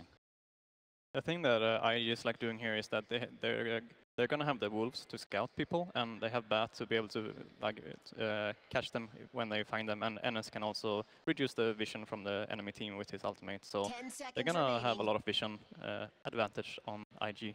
Yeah, I mean, having 3 excellent vision heroes is going to help in terms of all sorts of positioning. The Bristleback pick is very interesting to me. I mean, just in terms of statistics, which again, I know we distrust PPD. Don't you bring up stats around me. Here it comes. Here's a stat. Lowest win rate of all heroes in 5K and up games. Yeah, but how has Team Liquid been doing? Team Liquid is not one of the lowest win teams at TI, Peter. Ah, well, there we have it. There you go. Stats don't lie. I think Bristleback is... Oh, sorry, you can go ahead. Oh, I just think he's a great tool for Team Liquid to group up and really just kind of force objectives and not have to worry about the vision disadvantage that they're definitely going to be at. IG won't really want to jump in and grab the Bristleback if the team is behind them. Then it's a very good Yeah, they can send Bristle in, and they can kind of hide behind them and wait for IG to initiate, and then they can counter initiate. What I'm looking for from Team Liquid is how are they going to deal with this lasso? Arguably, every fight is going to begin with IG's Batrider blinking in and grabbing somebody. All the vision in the world to hopefully get a good selection and Problem not have here to is choose that Bristol back. they also pick their 2 support heroes, so they can't really fill in an Oracle or Venge or any other hero that can stop it. Visage could be core. This could be cool. Yeah. It could be. Yeah. Could be. I mean, Kunkka has been you a been- very popular pick against Batrider to try to X your heroes back. Yeah. Dire team pick. I don't know. Like, what other heroes has GH played besides Wisp, Caudle, and Shaker. Shaker? Played. Not Sand sure. King? Sand King? Yeah, I don't know if I like any of these. Maybe Does I do Matumbaman seconds play remaining. Visage though? Have you seen Matumbaman play Visage? I don't. 5 seconds Yes. I played in remaining. pubs Oh. a lot. Yeah, I So would I know- imagine so. A So- lot of 1 positions came here ready to play Visage. Because EG is the team that I've been seeing him, like picking him the most on one. We got AA here. I actually really like it. They're lacking in control a bit, but whoever back grabs, they're arguably not going to save him anymore. Maybe does GH play Oracle? Tusk. I bet he plays Oracle. Yes. Oracle ultimate, nice ability to save whoever winds up being lassoed. Not my favorite hero versus Lycan, but work. So at this point, Invictus very much so is in need. Strong mid laner, unless they're going to do something unbelievably kooky with this lineup.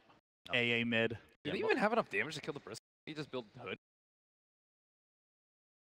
Yeah, actually, what would you highlight as like the biggest weakness of each team that you're seeing with these given picks, Merlini?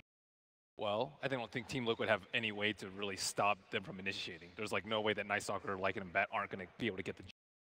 Like Tusk and Visage aren't very. These heroes aren't very good at protecting their. Like you can stand in front, but you can't actually do. And how would Team Liquid want to try to overcome that in their last 2 picks? I think have a really strong team fight. Like like get a pipe and Radiant kind of team dare them to ban. go on you, where they might not have enough damage, and then you just get counter nation destroyed. Now they actually have a way to stop the lasso if Weaver gets Aghs, but it's probably gonna be a position 1 Weaver, so Aghs is not the first item that he's gonna buy. Yeah, I would guess the Visage is probably slotting in for GH Yeah. as 10 the support, seconds and remaining. Weaver is a hero that naturally builds Lincoln. That's something that I really like 5 against seconds Batrider. remaining. Kind of shuts down and limits everything that he can do. Also, Weaver can pretty much solo in a 1v1 matchup versus Batrider in the Right. early game because of allowing him to max movement speed. It's very easy to move all the sticky mana to spam. That's actually a really great point. The fact that picking a hero that can easily buy a Linken's Dire team in order to ban. respond to the Batrider. Yeah, ideally, against Batrider, you want all your cores to have access to that item or someone to save them and get lassoed. They could still get Drow on Liquid, right? And put Weaver off lane and Bristle mid. Dro? They could do Dro. People have kind of liked Lycan against Dro, but 10 everything seconds else remaining. is not great against Drow. And IG's, what they're really lacking is team 5 fight. seconds remaining. They could be really susceptible to down a lane. But they do have the last pick, which is a very powerful mid hero, I would guess, that they think can. Yeah, I mean, there's already hints that Invictus Gaming is setting up for that, banning Ember Spirit, which is one of Miracle's strongest heroes. Seeing him go 20-1 in game stages was really Dire remarkable. team pick. And a ban on Templar Assassin, and the instant pick Invoker Oker, okay. for Miracle. Okay. A signature strong mid. Not a, I don't know. I'm kind of liking where IG's at right now. They got Lycan, he can build a BKB. Night Stalker can silence up the Invoker. Invoker and Weaver will both probably have Lincoln Spheres by the end of the game 10 seconds Right. remaining. help manage themselves against Batrider, but they really don't have a great counter for 5 Lasso. seconds Any of these, remaining. Bristleback, he might be fine if you get Lasso, but with the right amount of focus and AA there, they could put him down. Choose And your hero. Alchemist. Big bad Wow. Alchemist. That is What an a interesting pick. lot of damage. No team fight. I would really worry about Liquid grouping up and pushing down a lane. Yeah. So in terms of these lineups, what's going to be the path to winning for Invictus? Liquid needs to group up and not worry about split push. Just push with your heroes down a lane together. Well, I have great news, ladies and gentlemen. Game 1 is underway. It's done for us at the analyst desk. Let's head down to the casters for the action. Ladies and gentlemen, we are live here from the floor of Key Arena, getting ready for a matchup of 2 old Dota organizations. But Lumi, we've got some fresh faces. Liquid, they've delivered spectacular moments at the old Benaroya Hall. Of course, IG, is a former TI championship team. None of these players were there for that, but they have a legacy to uphold. Coming in, I think most viewed them as underdogs. Share that sentiment. For IG, for sure. I think they're the team that they won DAC as a major tournament, and since then they've been slumping. And I think PPD used the correct term when he said they squeaked into the winner bracket. They were just one win higher than VP. And honestly, they got chose by the top seeded Team Liquid, being viewed as the underdog. Yeah, there was that great reaction shot of No Tail, like, oh, where they thought they would have a shot at tiebreakers. Didn't end up being the case, so of course, OG, they'll have it through the teams enter the field of battle. So I want to talk about this Alchemist pick. Alchemist, virtually forgotten hero. He was only picked 7 times in the group stage, and he actually had a pretty good win rate, 57%, but very small sample size, and certainly a hero that you're not going to pick early in a draft. In terms of the playstyle, I think Alchemist provides a lot against Team Liquid. Team Liquid likes to group up and push as a lineup, and you throw down that acid spray, well, the push is going to get weakened. It's a lot easier to defend. And also, having an Alchemist on your team just gives them the impending clock. You know, if you don't beat me in 20-25 minutes, Alchemist will take over a game. And we'll see if IG will have that game plan working out for them. But as the panel pointed out, I think they were favoring IG's draft, and I think you and I also favor IG's draft. Yeah, I'm curious to see how the Alchemist fits into it exactly. Obviously, this hero is very annoying if he gets farmed. So what will the build be? Are we going to see that, you know, the traditional nowadays Radiance build? Do we see that old school super combat build? I think Sumail went for it one time on EG. You know, how do they look to play around this Alchemist? That really will be the big question that defines the overall way the teams match up. Yeah. My initial guess is you go for the armlet, you go for the Radiance, and you just stack armor. Because look at the other side, you got the Exort Invoker that's going to be dishing out a ton of physical damage. You got the Visage Birds, you got the Weaver, you got Bristleback. All of this is physical damage, so it would not surprise me if you see Shiva's Guard and Assault Kyrios coming out here from Alchemist, or just from the entirety of EG. Yeah, for me, looking at Team Liquid as we talk about the way they're going to match up, GH is probably the player that I have my eyes on most. He only played, I believe it was 6 heroes in the group stage, and the vast majority of them were either Earthshaker or IO. So yeah, the Keeper of the Light was usually banned. They didn't want to go for it this game. Oftentimes it's Kuroki who takes up the Visage, but of course his Tusk is fantastic. So GH, curious to see how he can contribute as a hero that we haven't seen much of him at this event. Honestly, I don't think he will be able to contribute too much this game because he's played as a 5 in this game. Look at Kuroki, he's essentially roaming, playing as a 4. And as a result, Visage is also a hero that it takes a while to come online. You know, he needs that level 6 to be active over the map. So I think the superstar that the panel was looking for in the form of GH, I don't think he's going to show up, at least not for the first 10 minutes. Maybe Kuroki gave him a few pointers. He makes his move on mid here, so we are going to see some early 2v2 action skirmish in the mid lane. Otherwise, looking at the overall drafts and strategies as we have a bit of back and forth here, how do you feel the two teams match up? On the side of Liquid, you've got that Miracle Invoker, which single-handedly has won countless games that looked almost unwinnable.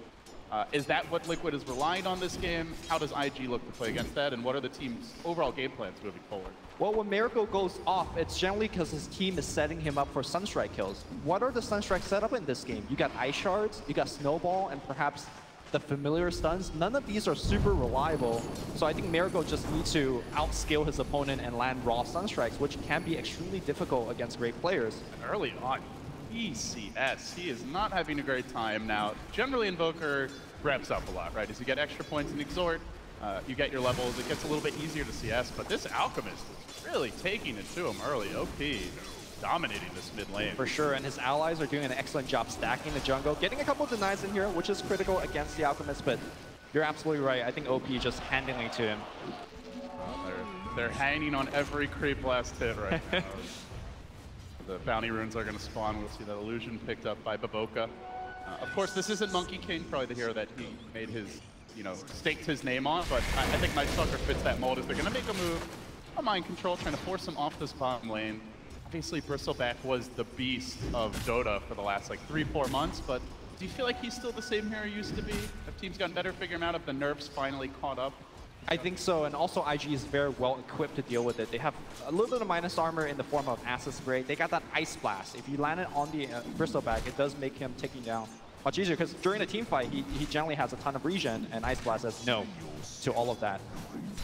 Early days here, but IG off to a good start. So you see Miracle start to get back in the game as bottom lane, the action heating up. Mind control slowed down, not quite enough for the cold feet to take. It was almost there. He sticks around, he's heading up. He wants the solo kill, but not gonna happen. Q scores a crucial first blood for IG. And that is the game of Bristleback, right? You have an IO there, you have a healer like a Dazzle, all of a sudden you probably get 2 kills instead of dying.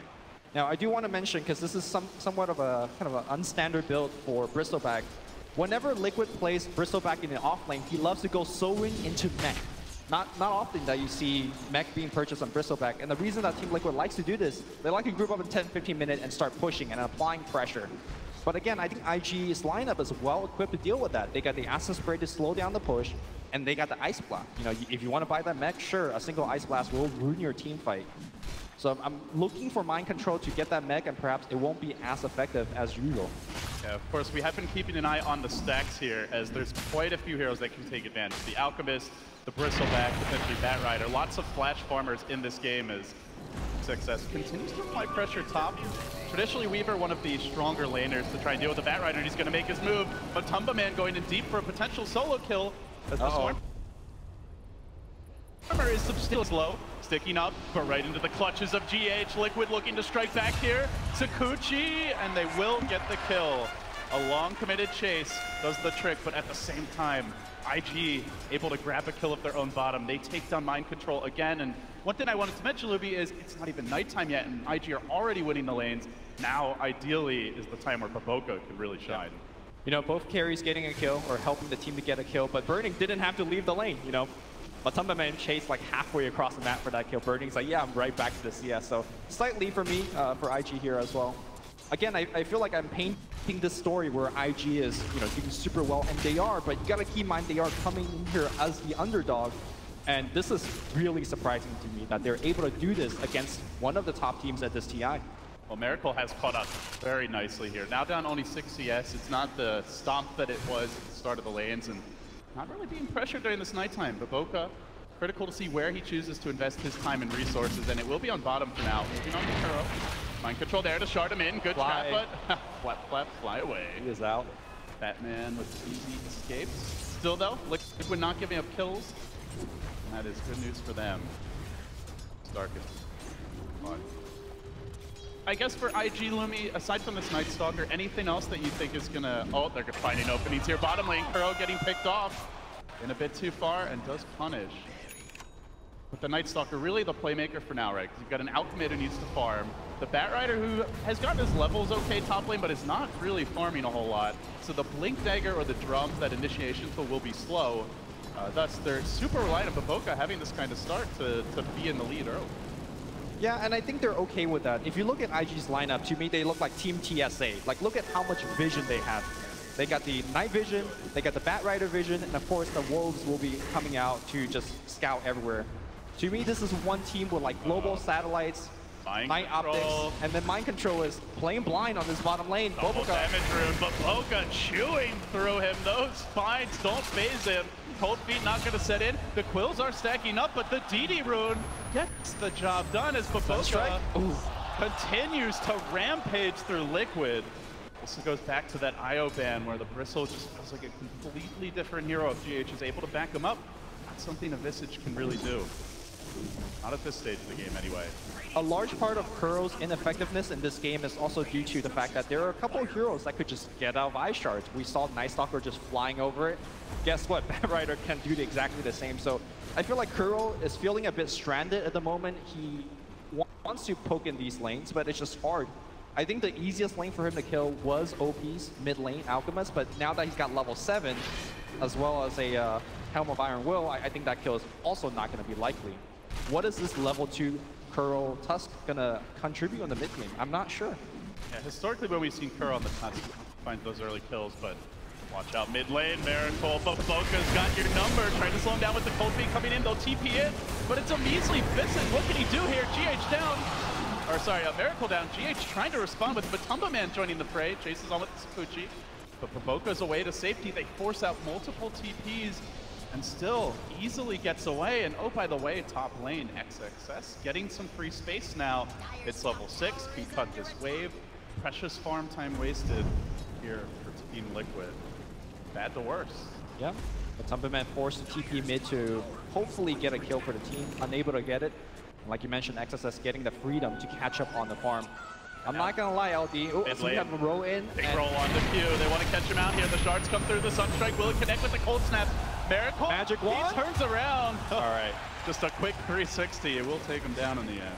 Good catch on the Ancient Apparition. Alchemist in the jungle gives up the lane to the AA, and good critical pickoff to prevent that level 6. Meanwhile, simultaneously, we see Matumbaman chasing down. Liquid showing some sign of hope here. And you notice when they made that move, right as it hits daytime, they're already ganking mid. They're looking to pressure the Weaver with the Weaver. So this is the time for Liquid to get aggressive.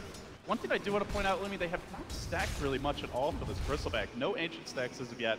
So Mind Control off to a rough start, only 2k net worth, and won't have an easy comeback. He's going to need to skirmish more than just be able to freely farm stacks to get back in this game. I think when you're losing this hard in the early game against an Alchemist, there is a danger point where you stack and Alchemist just waltz into your jungle. Kuro just went for one, actually missed it. The Ancient Prowler Shaman not cooperating, so didn't quite aggro the creeps the first time. So they've been trying to stack, just not timing it right. But economy game suffering here for Liquid. Normally one of their strongest attributes as a team. So LD, I gotta get your opinion on this. On the bottom lane, we see Burning queuing up for the Necro 3s. As the panel mentioned, one of the standard build is going for that Mask of Madness armlet build just to get in the physical right-click damage. How do you feel about him kind of adjusting from that and going for the more traditional Necro build? They're so physical damage focused, right? You've got a Visage, they're likely building a Medallion, GH already has it in the quick buy, the Swarm, throw a Blightstone in there, the Invoker right-clicks and Goo. Like, you don't want to have minus armor, and you also don't really want to run into this team without a BKB. So I like the Necro Book pickup a lot. It allows him to keep his hero a bit safer and still apply pressure as Liquid move in. They want to go on this bottom lane. They're going to commit forward onto Q, catching out the Ancient Apparition. More attack scores the kill. A very successful daytime here for Liquid, and all the while, Miracle trying to play catch up in the mid lane, but this Alchemist is far ahead. 7k net worth, almost halfway to the Relic as XXS gives GH pursuit. Diving deep. And this top tower, there will be a rotation from Kuro, but in addition to that, the big bad wolf coming in hot and heavy. He wants GH, looking to munch him up. Snowball keeps him alive. Miracle joins the fray. Burning can do naught but watch and now commits the familiar summon. Jukes away. So far, not too shabby for Liquid. Uh-oh, this wolf is somewhat confused. He said, where'd I go? Just runs around the corner, still maintaining that really high movement. And they can pressure bottom because this Lycan left the lane. Will there even be a rotation? Still, they're going to just get a tower here. No level 6 for Baboka, doesn't have to point in darkness just yet. And with that, tier 1 down, first blood as far as the towers go is actually Liquid's, opening up the map for a team that sorely needs it. And with that, still keeping this game pretty close. A very strong recovery for Team Liquid, at least handling some of the other heroes. But I think the biggest hero that isn't really tracked up right now is the Alchemist. 108 CS in 10 or 11 minutes, rather. The birds. Save the birds. All right, but this Alchemist, back to the main point, is once he gets Radiance, and he's just going to farm up the map, I don't think Team Liquid could keep up with OP. They're not particularly good at killing the illusions once they get farmed enough, right? They don't have a Hex. I guess they have decent damage, but nobody on their team is particularly amazing with them. So those split pushing illusions can be a nuisance. As far as mobility goes, they're okay there. Great late game on the Invoker farm and wax the BOTs. Not there yet. Look at Burning top lane though. Pressuring this tier 1 tower. It's uncontested because Liquid are on the move. Trying to pressure IG in the jungle, but as it is nighttime, Baboka able to easily dodge that gank. So IG will respond. They get this Liquid tier 1. They open up that jungle a little bit. See what their next move is. Batrider Blink still about 500 gold short. Meanwhile, as you mentioned, Radiance coming soon. And with that, the Radiance and the Blink, there's going to be a big tower spike for IG. Yep. Let's not forget that Q is about to hit level 6 as well, so it really combines nicely into a timing. You blink in, you lasso, you Ice Blast. Even the tankiest heroes, such as Mind Control's Bristleback, will just fall very, very quickly. Looks like he's working into a hood. Well, they're aggressive, Lumi. They're already going for this tower. They're doing it at nighttime. They're doing it with a Bristle who's not particularly farmed in front. But here come the familiars. Matumbaman getting onto Q. The Swarm not going to connect. Don't know if he actually needs it. Stun number 1. Stun number 2. If there were any questions about GH's versatility, well, they're getting answered now. This tier 1 Now well under siege, but Birdie continue to pressure at the tier 2 top. Kuro wants to make a move. He could be getting trapped. Nice talk on the back line coming in too. Looking for the flank. Revs up the snowball, then tries to retreat. The shards are there, but not going to keep burning away because he's running in. Munches up the tusk. The snow cone for dessert, and bottom lane XXS being pressured here. Batrider almost down. Miracle pumps the damage in, scores the kill, and the tower denied top. Still Liquid losing more and more map control, but they are responding well in terms of kills.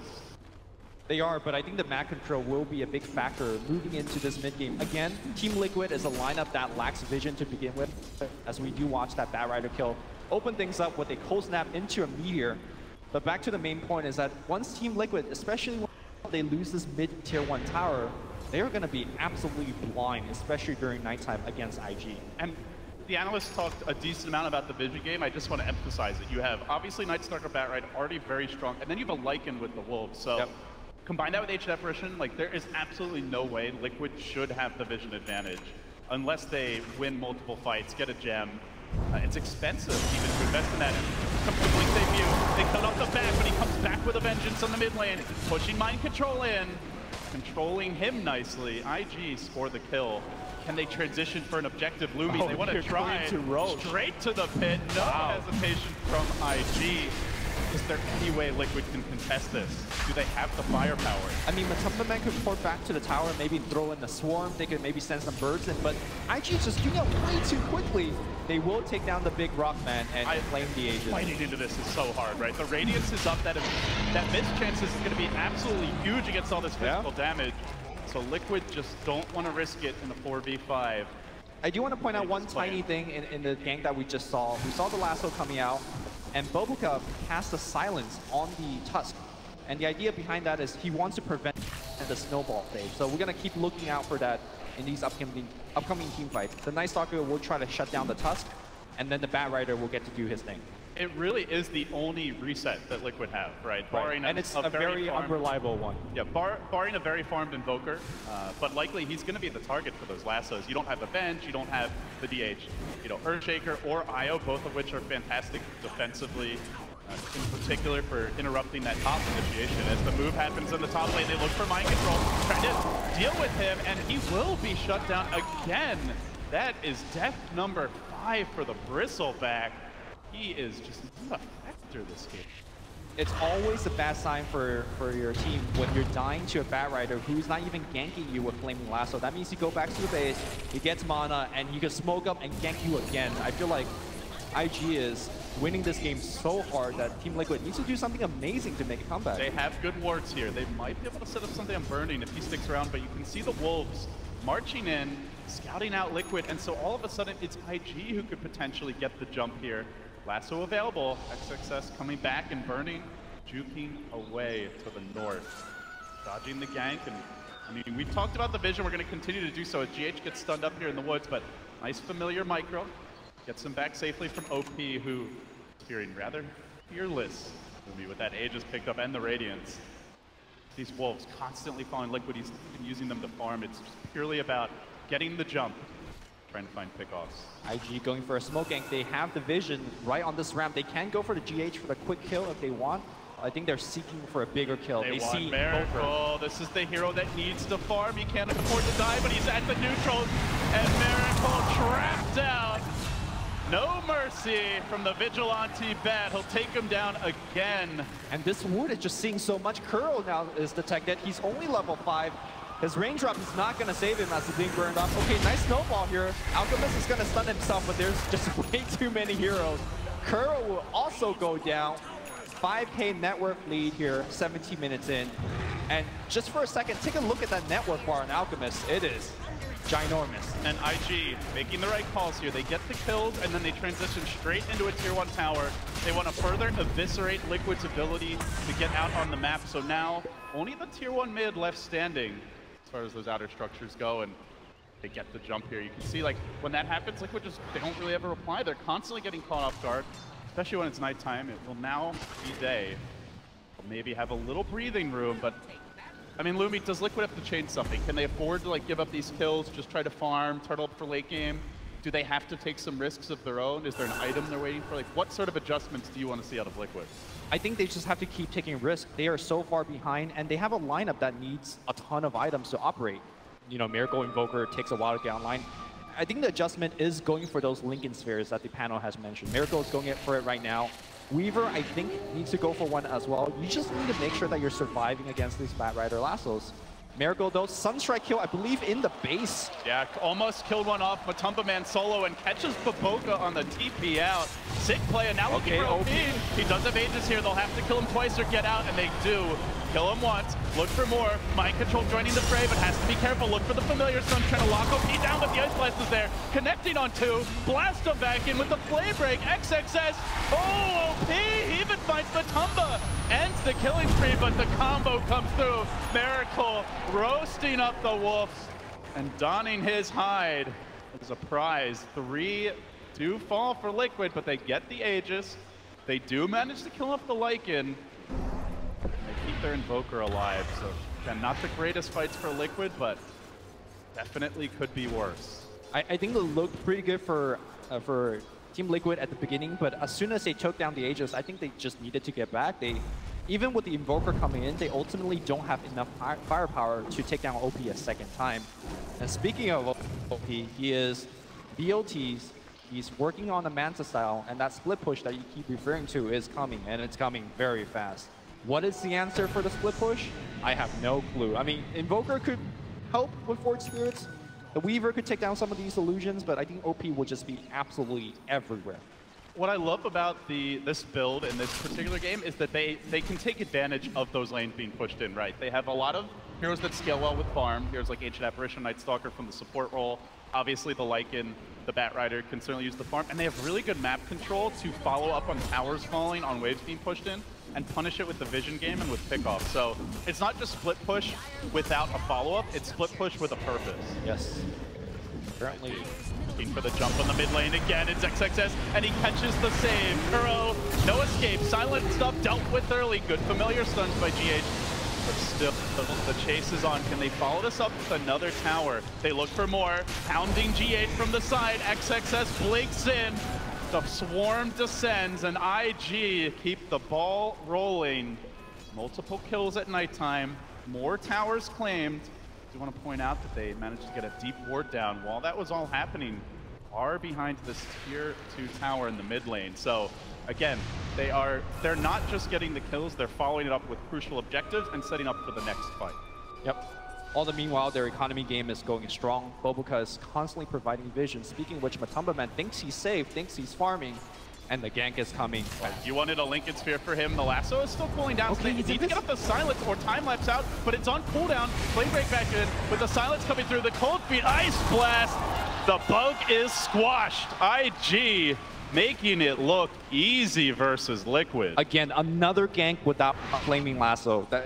As Team Liquid, what do you do against this? You can't farm.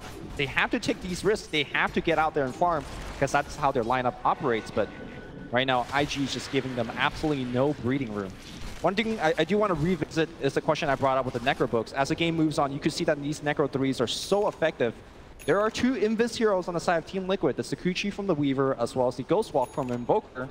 And with the pop of the book, both those abilities are out of the window in terms of effectiveness. So really good choice here from Burning. I like the fact that he itemized back into the Vlad's, a very standard build, but again, the name of the game here for IG is about armor stacking. Make sure that you just don't give away any easy kill, and every piece of armor you stick on your heroes is gonna make that happen.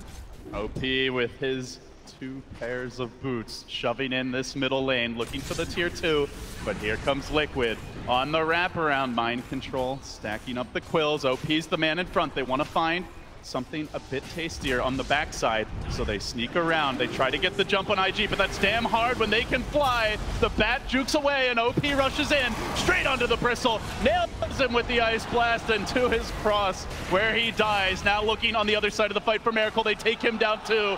IG completely overrunning Liquid, and now this could be Rax right here. Might even be 60 more. seconds before Miracle comes back. What are they going to do against this? They can go top Lumi. They can maybe get 2 without the Invoker. Can they cut the wave? Can they slow this down? Where are the answers for Liquid? Where is the Liquid from the group stage? IG are absolutely astounding in this game, number one. Good stall, though, by GH with the familiar stuns, but they keep on smacking here. Melee racks dropping, will go down. Familiars being farmed up, still no Invoker. 25 seconds without Miracle, but IG content with their one lane advantage, won't push it further. They back away. They know the next Roche could be up now, and if not now, very soon. So they're going to wait for that next stages. Matumba Man trying his best to get the creep wave pushed out on the top, but quickly answer back as the Alchemist ports back. LD, it might be too soon to talk about game 2, because Team Liquid do have a chance to hold for a late game comeback if IG starts to make a mistake, but let's assume that IG does take this game. Is there anything from the draft that you might want Kuro to change? Because I do feel like Kuro got somewhat outdrafted here.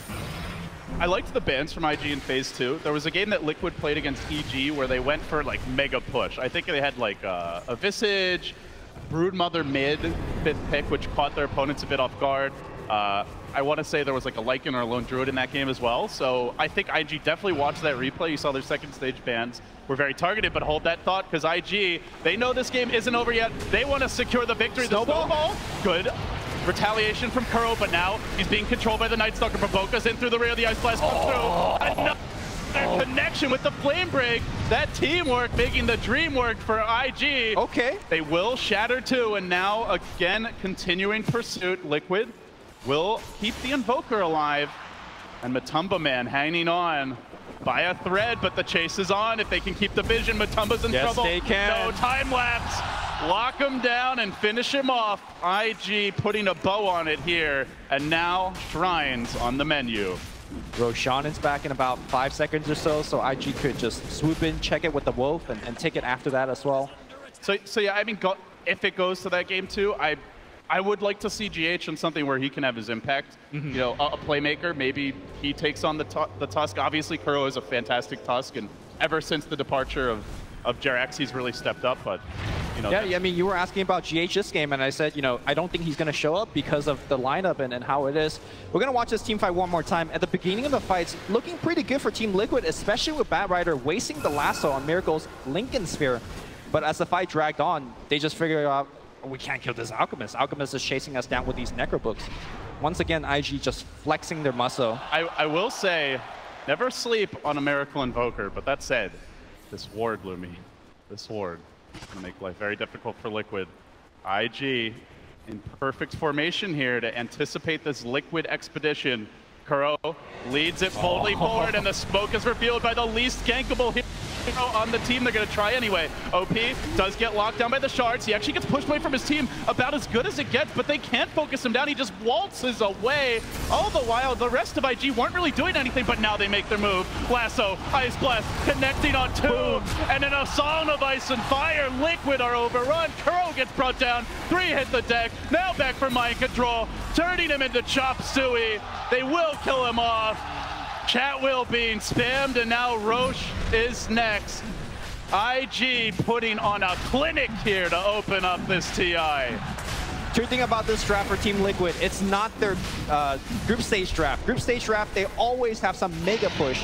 Yeah, sure, you got Visage, you got that Invoker, but I don't think it's enough push, at least not the same standard as Team Liquid showed. It's a slower push. It's a push that takes a lot of time and farm to come online, and IG have not given them that time. Second thing about this draft, 2 games that Team Liquid lost out of the 3 games that they lost in group stage was to a Batrider. I think looking into the game 2 draft, I think you might want to take out the Batrider, especially against one of the best Batrider players in China. XSS has been absolutely spectacular in the hero. Or have a counter. You know, they picked both of their supports to open the draft, and I think IG did recognize that. They didn't expect that mid to core Visage that sometimes no-tail runs, and as a result, they've been able to punish with the bad pick. So IG move in. Looking for the flank is Matumba Man, but already the base is in shambles. 2 lanes down.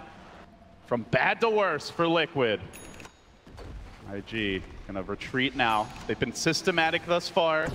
Still have some time here with their Aegis, their cheese. Any reason not to just walk down bottom lane and go for the Megas? Maybe wait for natural nighttime, just make sure that you have a very, very long team fight. The one thing that we haven't really mentioned, I'll hold that thought here as Q will go down, but we'll do some damage to Matumba before he dies. Uh-oh. Not worth it if he gets caught out. No Lincoln Sphere. Just no time lapse. He already used it to try and get out of there safely. And IG pursue him. They see him Sakuchiing through the wave. They expect him in the trees. It looks like he's juked it. He will TP out. So a little space created, but they're going to need a lot more of that. IG still hunting for him. Now maybe just going to back away and wait for all 5. Wait for that Ice Blast, and like you said, wait for that natural nighttime coming soon. Also, OP is very close to finishing as Shiva's guard, so having that extra bit of armor allows him to tank in the front. Although it doesn't feel like he even needs it. He's been pretty much immortal throughout this whole game. Liquid hanging on by a hope. Probably a prayer as well at this point. They do have the gem to try and deal with IG, but now the issue is going to be, like, you might even see them coming.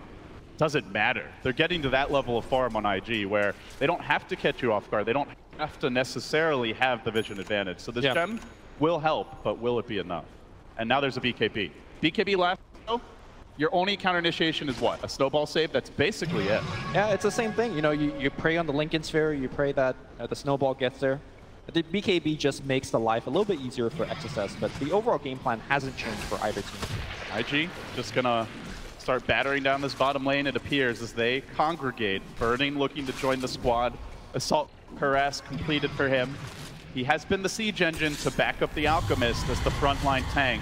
Now the Shiva's coming out and gets aggressive. Charging in, lobbing in the stun, going for GH, even through the pipe. Damage is substantial. They try to slay the beast, but the Alchemist shrugs it off, forcing Liquid on their heels, chewing through the Bristle's HP. I'm the real tank now, says OP. This is not your Bristleback of 3 to 6 months ago. GH now taking the stun again and Burning racing onto him. They turn back for mind control. Miracle sounds the retreat with the deafening blast, but Kuro is caught in the crossfire. A second hero down, the support duo of Liquid that has been so instrumental in their run to first place in the groups has been very quiet in this game. 1, 2, and 13 combined. The 2 support player to me was, they had no role in the early game. They had no good lanes to gank. They weren't able to win their own individual lanes when they weren't ganking. They weren't stacking like you were mentioning. I just felt the effectiveness wasn't there, and Boboka spamming them Giles as IG about to take mega creeps. But Boboka showing that he is not just a Monkey King player. 4, 2, and 15. He might overextend here, but it's okay for IG. They've already gotten the megas. We have seen some mega creep comebacks, but down 30k gold. You'll probably need 4 or 5 fights to turn it, and Liquid do lose one. They'll sound the GG. IG dominant to open up TI. What more is there to say? There were a lot of question marks around this team, Lumi, but I think Valve recognized, we all knew they were capable of greatness. Some questioned the direct invite, but they, I think, show here, and they showed it in the group stage. They are a solid squad. They are not a one-patch team, and now Liquid have to go back to the drawing board heading into that game number 2. Yeah, it's just the way that they did it this game. I don't think they made a single mistake. And something that PPE brought up in the panel is that when they win as a unit. And we saw that everybody showed up and played, starting from Q's first blood on the bottom lane to OP all the way carrying in the game. I felt like all of IG showed up, and they play super well. So I think Boboka probably the standout player here, and along with that, the overall strategy around it. Like, he individually did more in the laning stage than, and even through the mid game, than pretty much anyone else.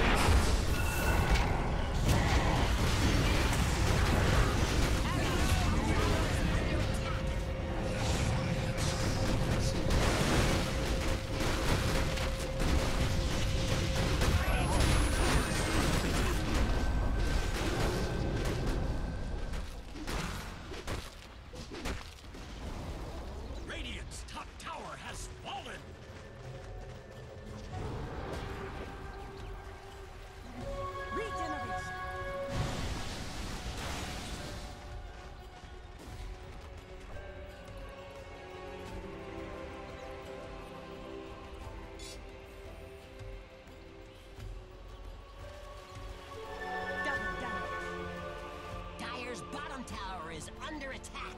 A gift from the Tempest of Battle.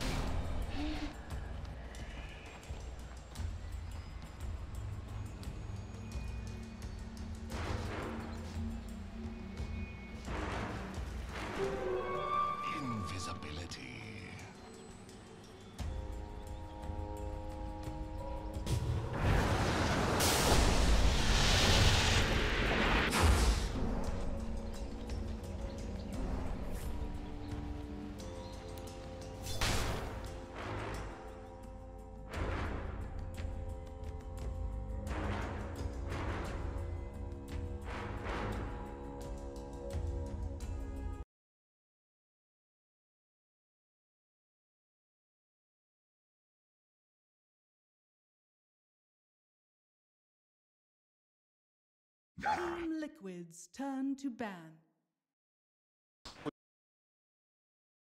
Dire team ban.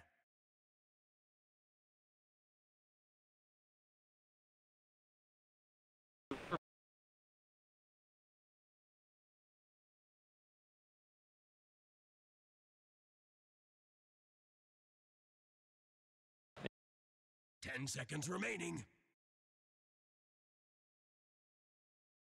5 seconds remaining.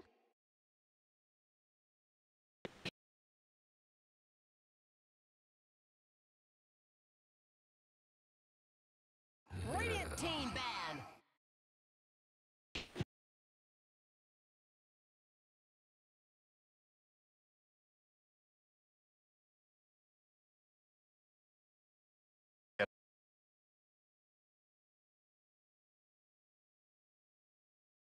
Ten seconds remaining. 5 seconds remaining.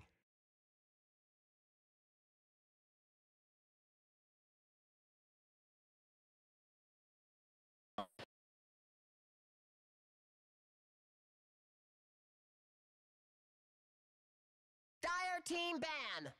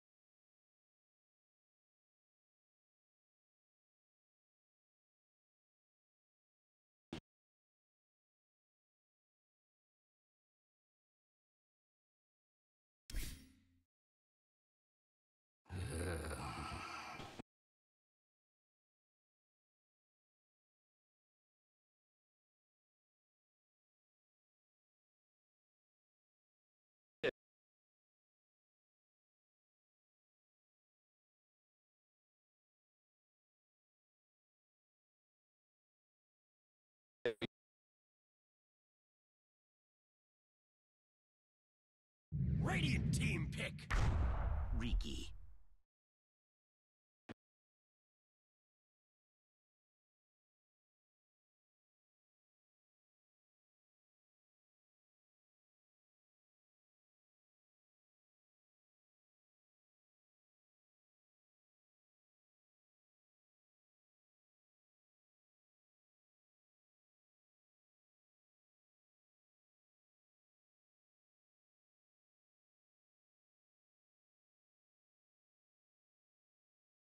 Crazy and irresponsible and make him play support. But I'm sure Baboko.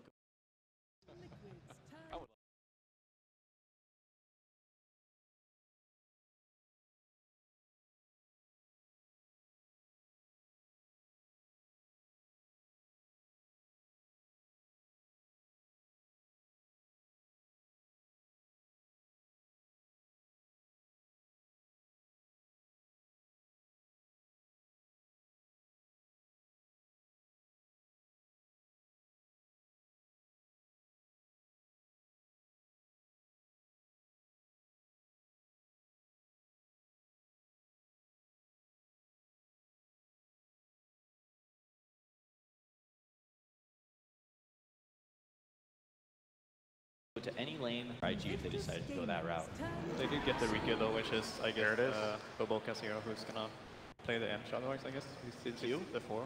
Q? I mean, Edge, yeah, I Edge guess. could be a 5. Yeah, it's gonna win you a lane. It's similar to like Lich, which is not banned or picked. It's just that you end up with both Wiki and Edge, which maybe isn't the best support combo because both of them really want to roam, so you don't really have a lane support. Maybe Lich. I feel like maybe Lich would be nice for the Lycan. Give him some ice armor in the early game to help deal with the bristleback quills, and also make his lane a little bit easier, because I imagine he's going to be pretty pressured with bristleback and Coddle in his face in the early game. It's very good against both Crystal and Ursa, especially since they're physical damage, so the Lich armor is going to be very good against them. So I feel like Alchemist is still going to be a large centerpiece for Invictus, and obviously you've mentioned that Ursa can wreck Alchemist early in lane. Do you think this will sort of pigeonhole Ricky or Lich? We're killing it, man. Look at us go. This is game 2. Do you think that like Ricky and Lich will almost be a little forced to address the Ursa Alchemist problem? Or do you think that this is exactly what Invictus wants? They're happy to dedicate a hero in order to help the Alchemist Ursa matchup. That's what Lich does. Yeah, Lich is definitely going to have to help out the Alchemist.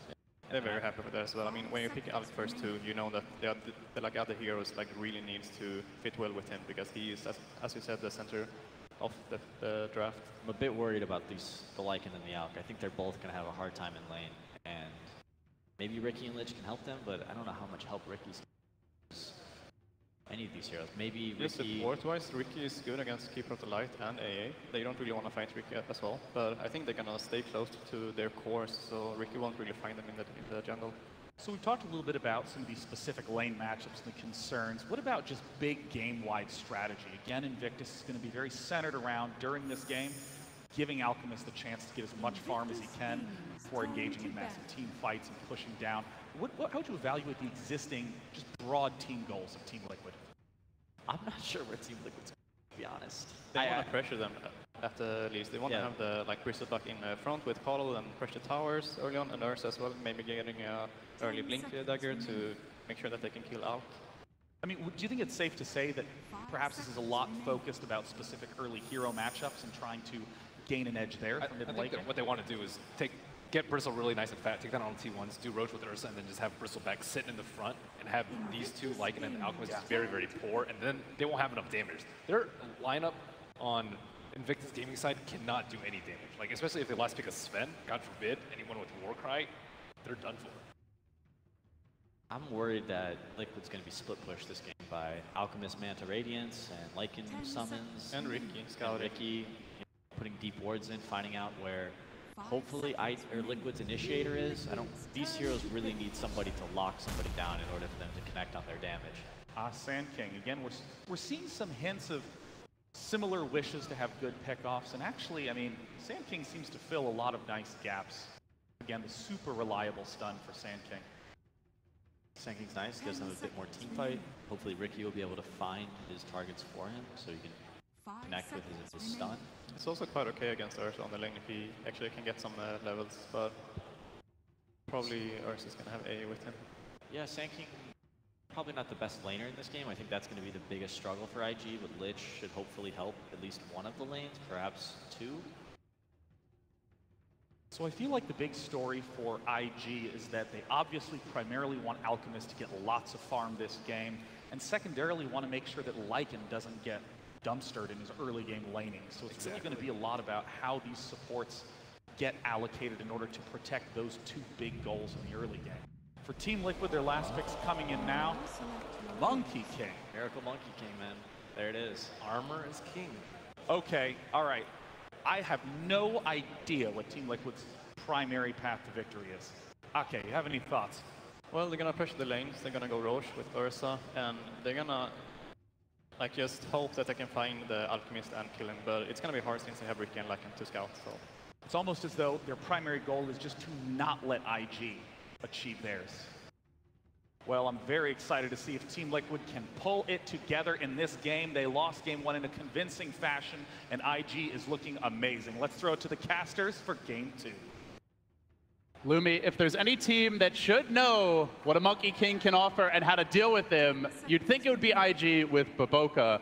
And I have to say, while sadly we won't be seeing QO on the main stage here, he did perhaps leave a legacy with his mid-Monkey King, which we got to cast in the group stage. Yeah, the mid-Monkey King, or Monkey King in general as a core, has been talked a lot, you know, behind the scenes, backstage, rumors, and whispering.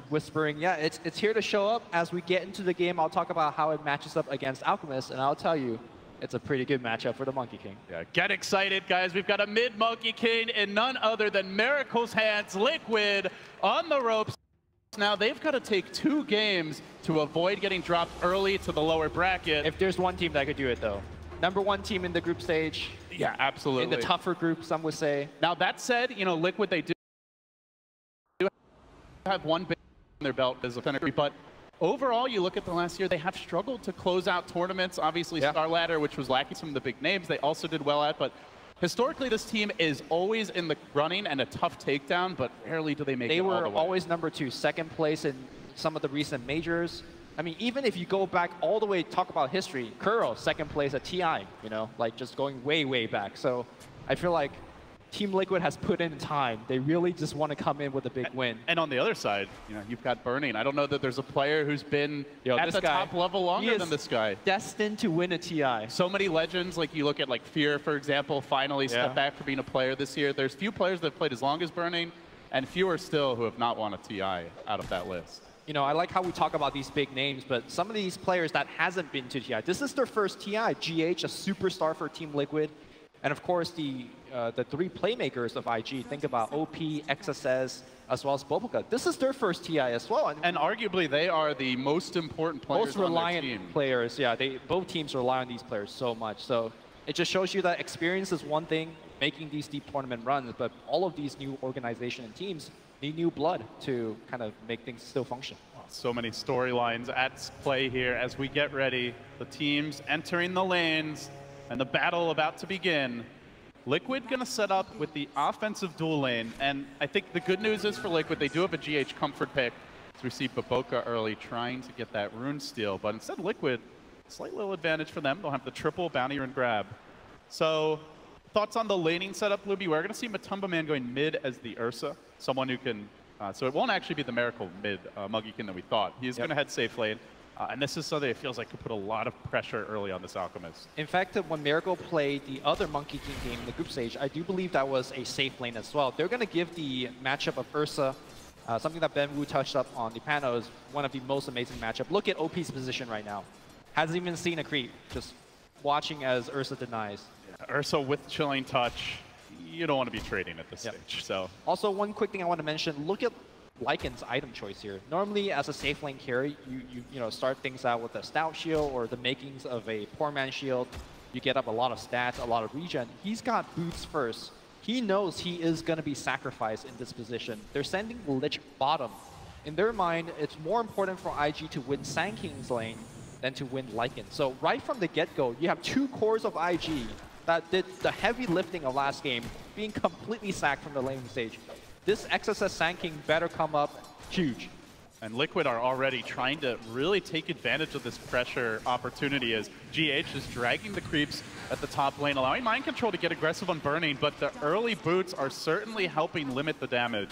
Still creeps already hitting the tower, getting that early attrition in. So IG, as you mentioned, it's really all invested in the Sand King here. He has to have a good start. He has to get a fast blink or at least some items that allow him to rotate, and he needs to go and salvage the other lanes. Because as the lanes stand right now, OP actually doing all right in the farm department, but always there's a threat that he just goes down and gives up kills to this Ursa, especially if Kuroki is in the neighborhood. And the big difference between this game and the last game is that I don't think IG is going to be able to give as many stacks to the Alchemist. Ricky is just not a good stacking hero because he just goes in Fizz and the creeps lose his vision and then the creeps just go back. And then Lich, he's going to be sitting in the lane pretty much 100% of the time, so he's also not going to be off the jungle too much to stack. So. I really want to focus on this. Like, what Boboka, I was going to ask, what can he do? And he gets a haster and he gets a courier kill. Oh, man, this guy. So many plays at DAC to win what was basically, I think most would agree, like the 3rd major of the year, just in terms of the stiff competition at that event and how grueling of a format it was. But yeah, what can he do? Like, aside from that courier snipe, Bristleback is not an easy gank early. Obviously, the Ursa mid is not going to be a possible kill without a 3, maybe 4 hero gank. So is the Riki just purely here for the vision? Is there anything else that you could expect Boboka to get accomplished? I think on paper, during the draft, you look at these heroes like the Ancient Apparition, the Keeper of Light. as we have a Burrow Strike happening on the bottom side. Miracle takes a couple of nukes here, and they might be able to right-click him down. XSS, though, will get iced up. One more right-click here from Q. They will get the kill. They're gonna and get here more. comes Boboka. You asked what he's going to do? He's going to give you the second kill of the game for IG. They have disastrous Meanwhile, top lane, Burning gets blown up as Liquid just get off that Illuminate in time. So they answer back. But the early aggression, again going IG's way, even in a game where it looks a bit harder to pull off at this stage. Yes. The rotations have just been so good.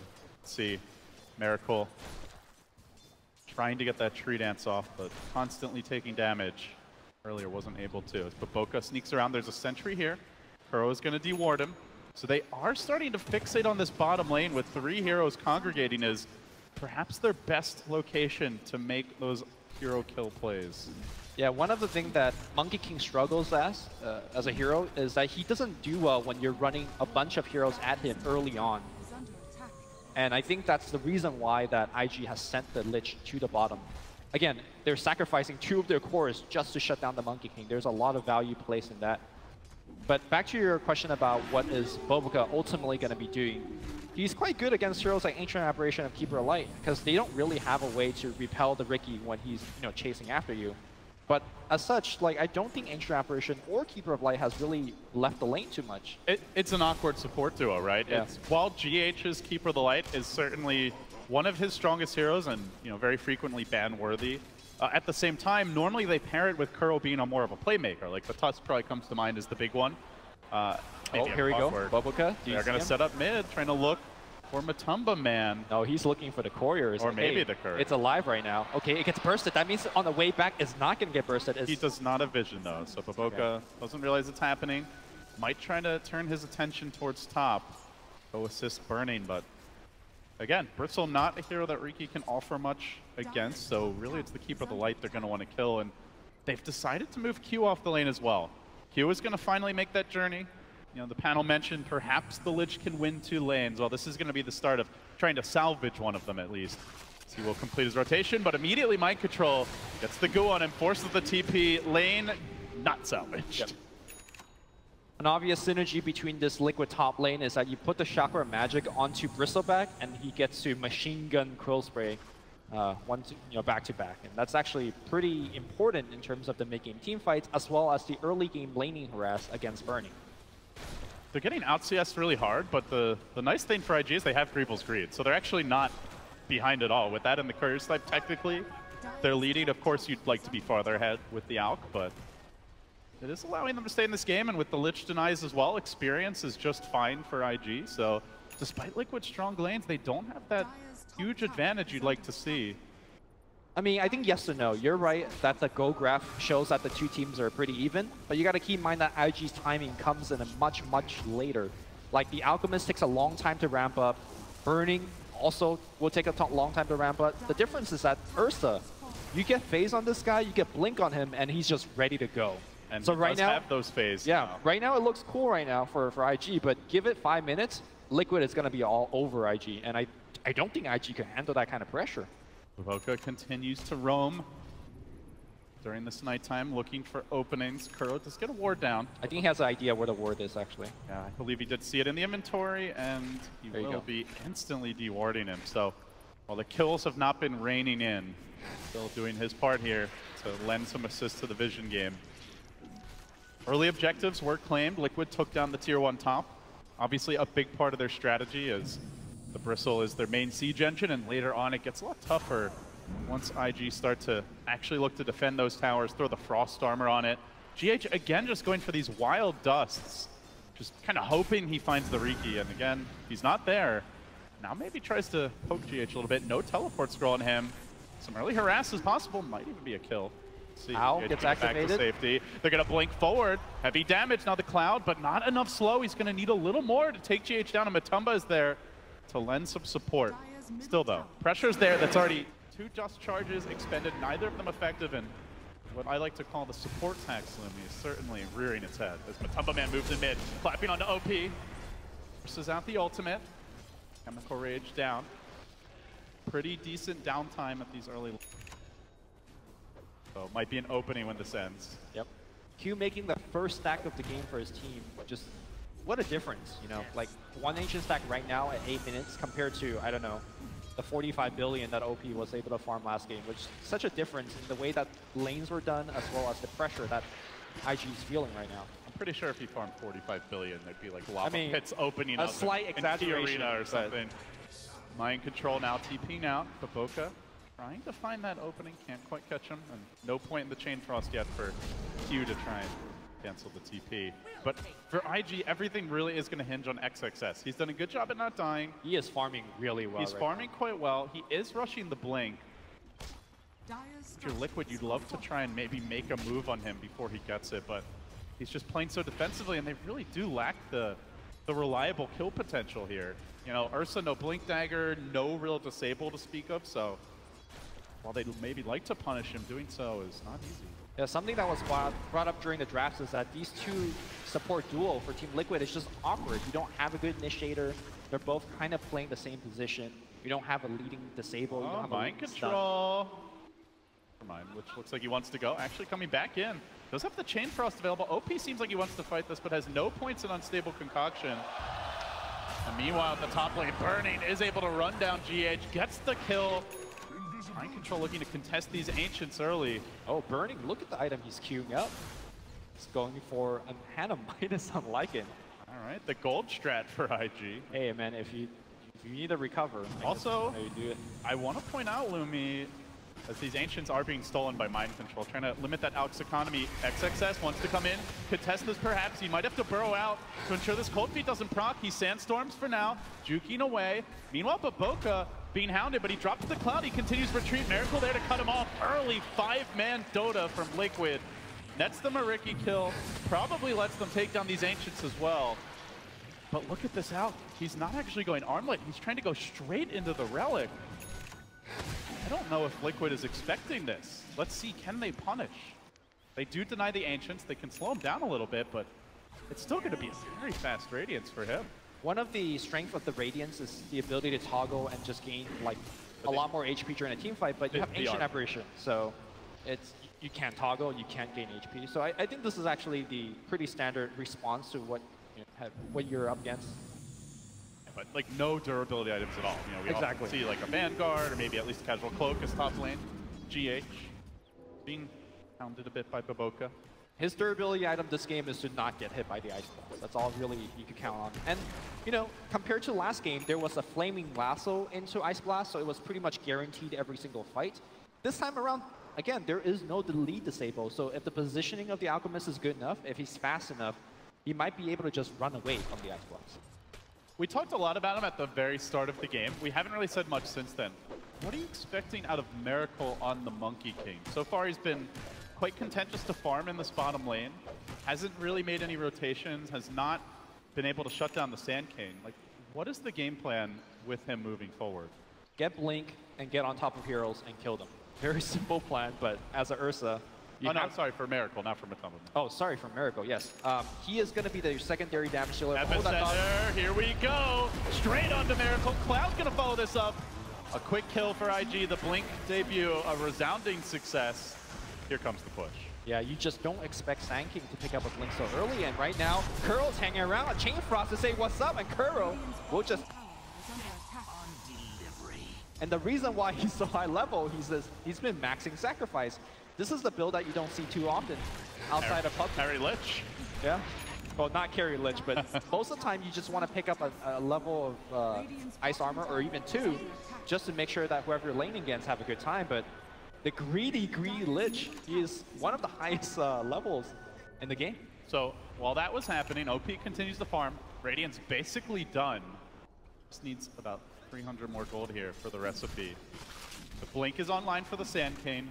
Burning's looking to catch up with this Midas. He has not died since that early moment, getting very close to the recipe. With that, IG is going to kick into high gear as far as net worth goes, unless Liquid makes some moves, Lumi. The Blink on Matumba Man you wanted to see is now about to be picked up, but mind control, getting caught out here. The burrow to start. Can he TP out quickly? The Cloud comes through, he tries to run. Stacking up the Quills, he's going to man fight his way out of this.